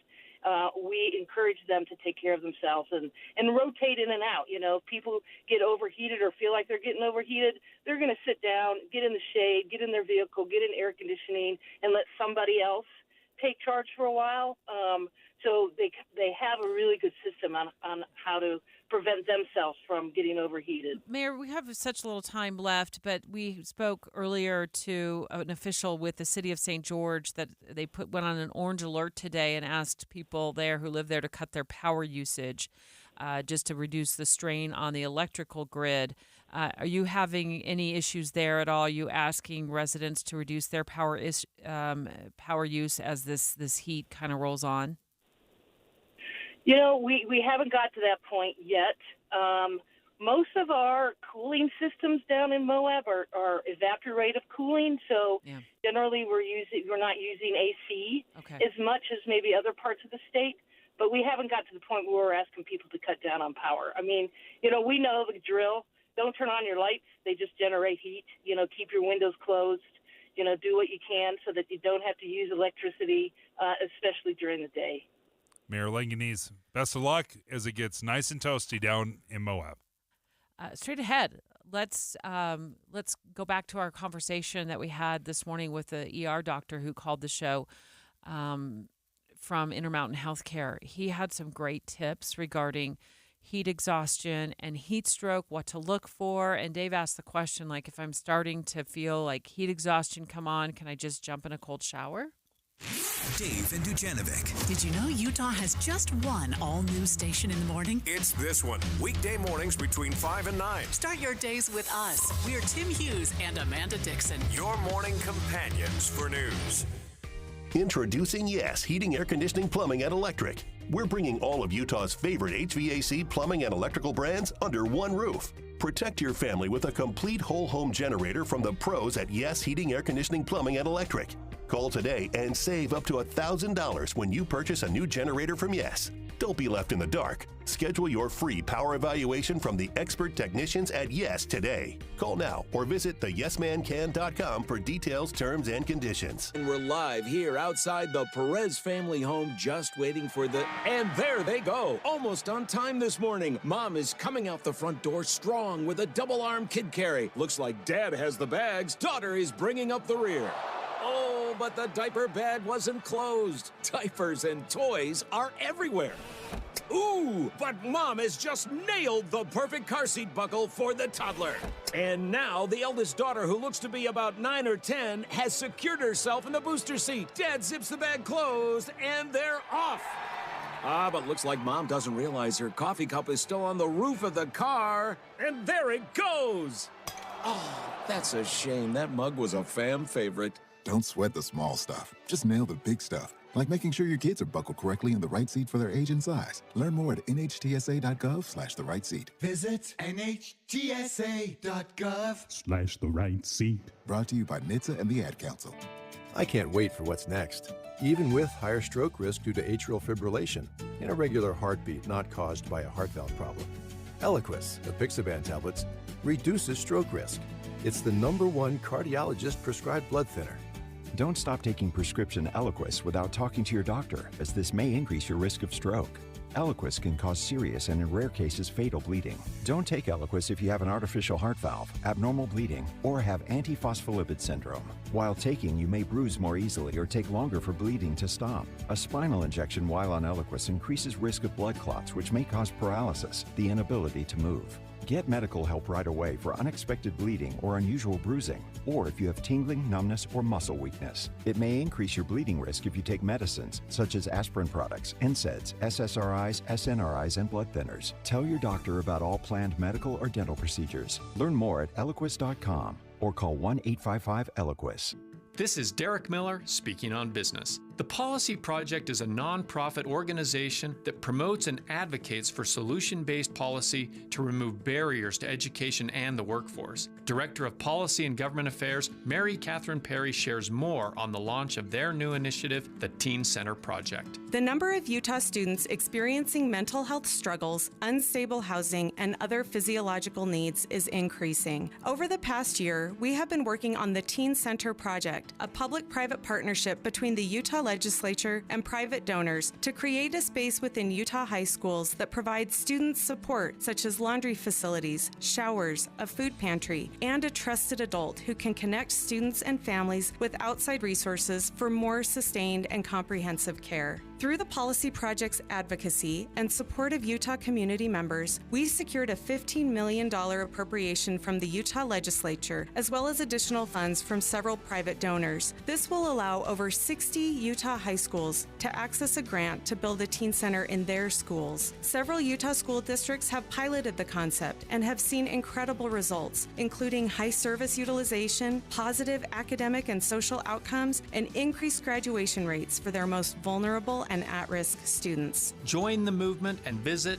thepolicyproject.org for more information. I'm Derek Miller with the Salt Lake Chamber, speaking on business.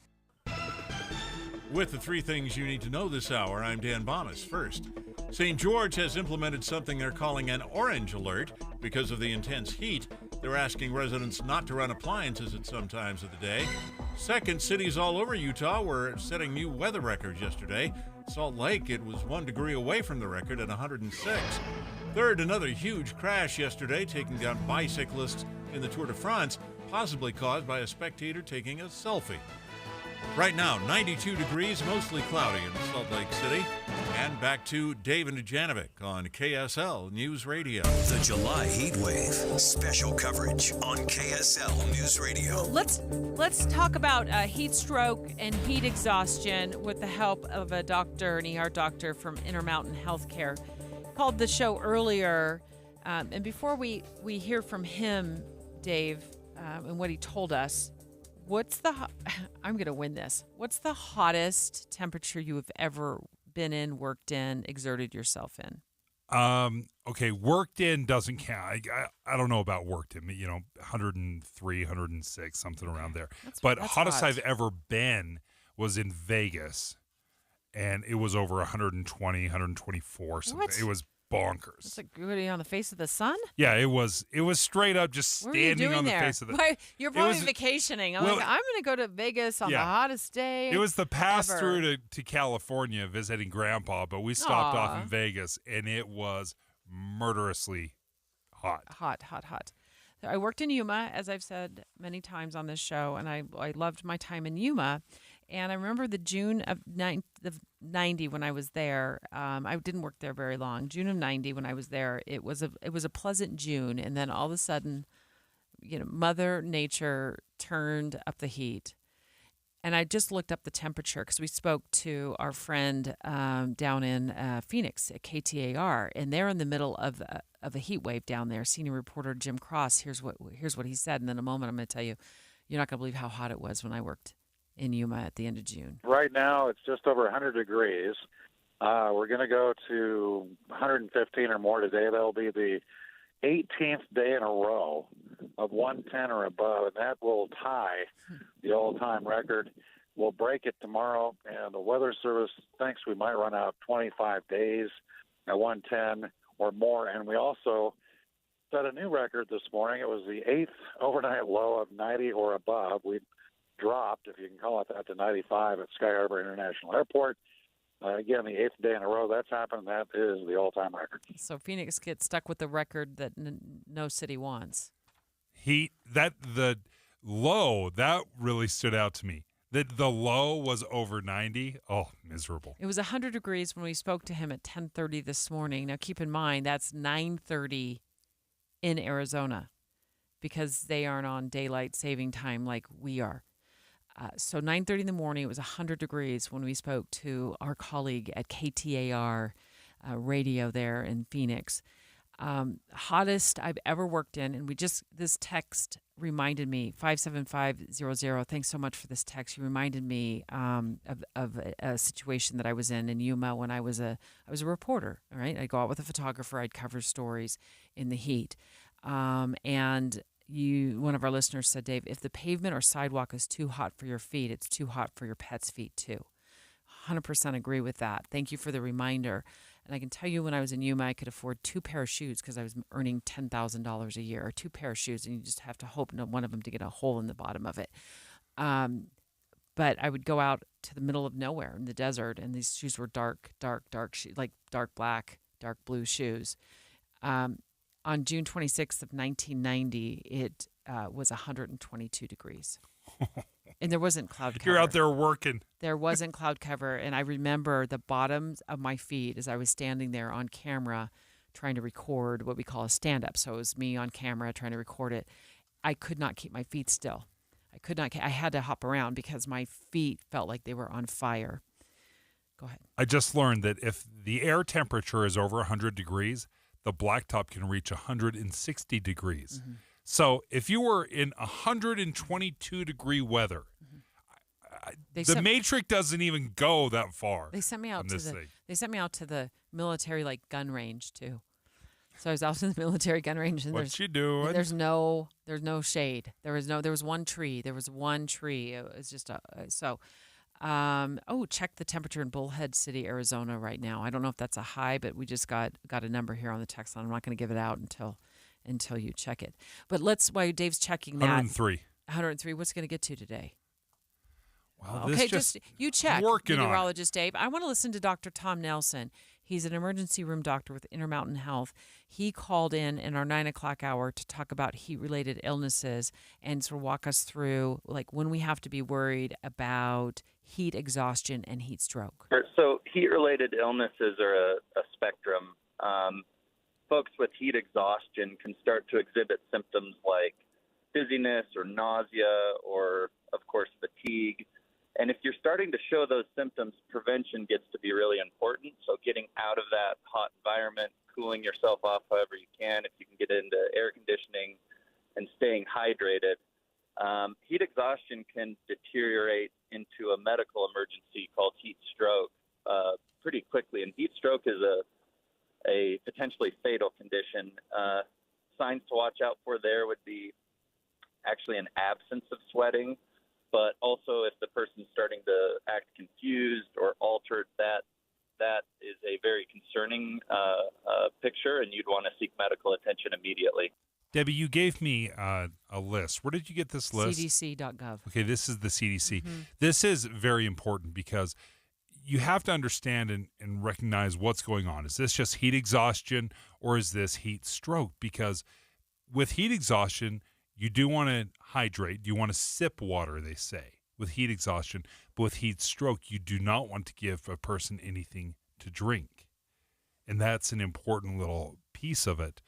As well, because I think the kidneys start shutting down. It's all sorts of problems. That's why you got to go to the doctor immediately if it's that severe. But in both cases, it's like move to a cooler place. Yeah. With heat stroke, it's like your body temperature's rising. He also mentioned that you aren't necessarily sweating when you start to phase into heat stroke. So you've got to get 911 on the line right away. He also urged all of us to make sure we're checking on our neighbors who are up there in years and our parents and making sure they're not sweltering because they've decided to save a few bucks and turn off the air conditioning. I mean, come on, you know what I'm talking about, right? I'm not mentioning names here. My mom. We're talking about everybody's mom. Everybody right now is like, yep, called him last night and the air conditioning's at 85. No, in fact, St. George, which is on the orange alert right now for their electrical grid and has asked residents there, we have them on the show too today, to cut back on their electrical use today. They're specifically asking residents there to turn up their thermostat to 78 degrees. She said, in no way are we telling anybody to turn off. Do not turn off your air conditioning unit. Just turn it up to 78 degrees. So it's a good time to pick up the phone and call mom right now. Or call dad or call grandpa or grandma, check on them and make sure that they aren't doing something they shouldn't be with the air conditioning unit. I think it's important, obviously, hot in the summer. This is not something new. Being over 100 degrees, you'll remember last July, we had a crazy string of 100-plus degree days. So this is just good, general information, a good conversation, just a reminder that it doesn't take very long, and you don't necessarily need to be out running a marathon to become. Work out indoors if you're going to work out today, right? You said you had a pickleball game later. Got a pickleball game. Got to cancel that. And I was shoveling rocks this weekend during the heat. Did you come up with nice and toasty. Did you come up with the temperature for Bullhead City, Arizona? Yeah, it wasn't that bad. I mean, it was 39 degrees Celsius. No, it's going to be 100 and it's going to be 116 there today. What are you looking at? Oh, Celsius my goodness. matters. No wonder you're not a meteorologist. That's okay. I appreciate you. It's good to have you back. It's good to be back. Okay. It's nice to have the team back together, that's for sure. For sure. Absolutely. Jeff, it's been a chunk of time. Speaking of the team, I see Maria. She's up next. Maria was off, too. Well, she's been back for a while, though. She was off, but then you left, and I left. And then after that, 1 to 3, Boyd Matheson. Boyd. Count on Boyd. He's got great insights, great opinions. It keeps us all smiling through it all. The Boyd is back in town. And then Jeff Kaplan. Jeff Kaplan's afternoon news from 3 to 7. See what the high gets to today in Salt Lake City. KSL FM Midvale, KSL Salt Lake City. Listen on the KSL News Radio app and in your car at 102.7 FM. KSL News Radio, your all-day companion for news. Good afternoon. KSL News Time is 12 o'clock noon, and this is Utah's Noon News. I'm Maria Chaleos. KSL's top story this hour, and it is breaking news. Extreme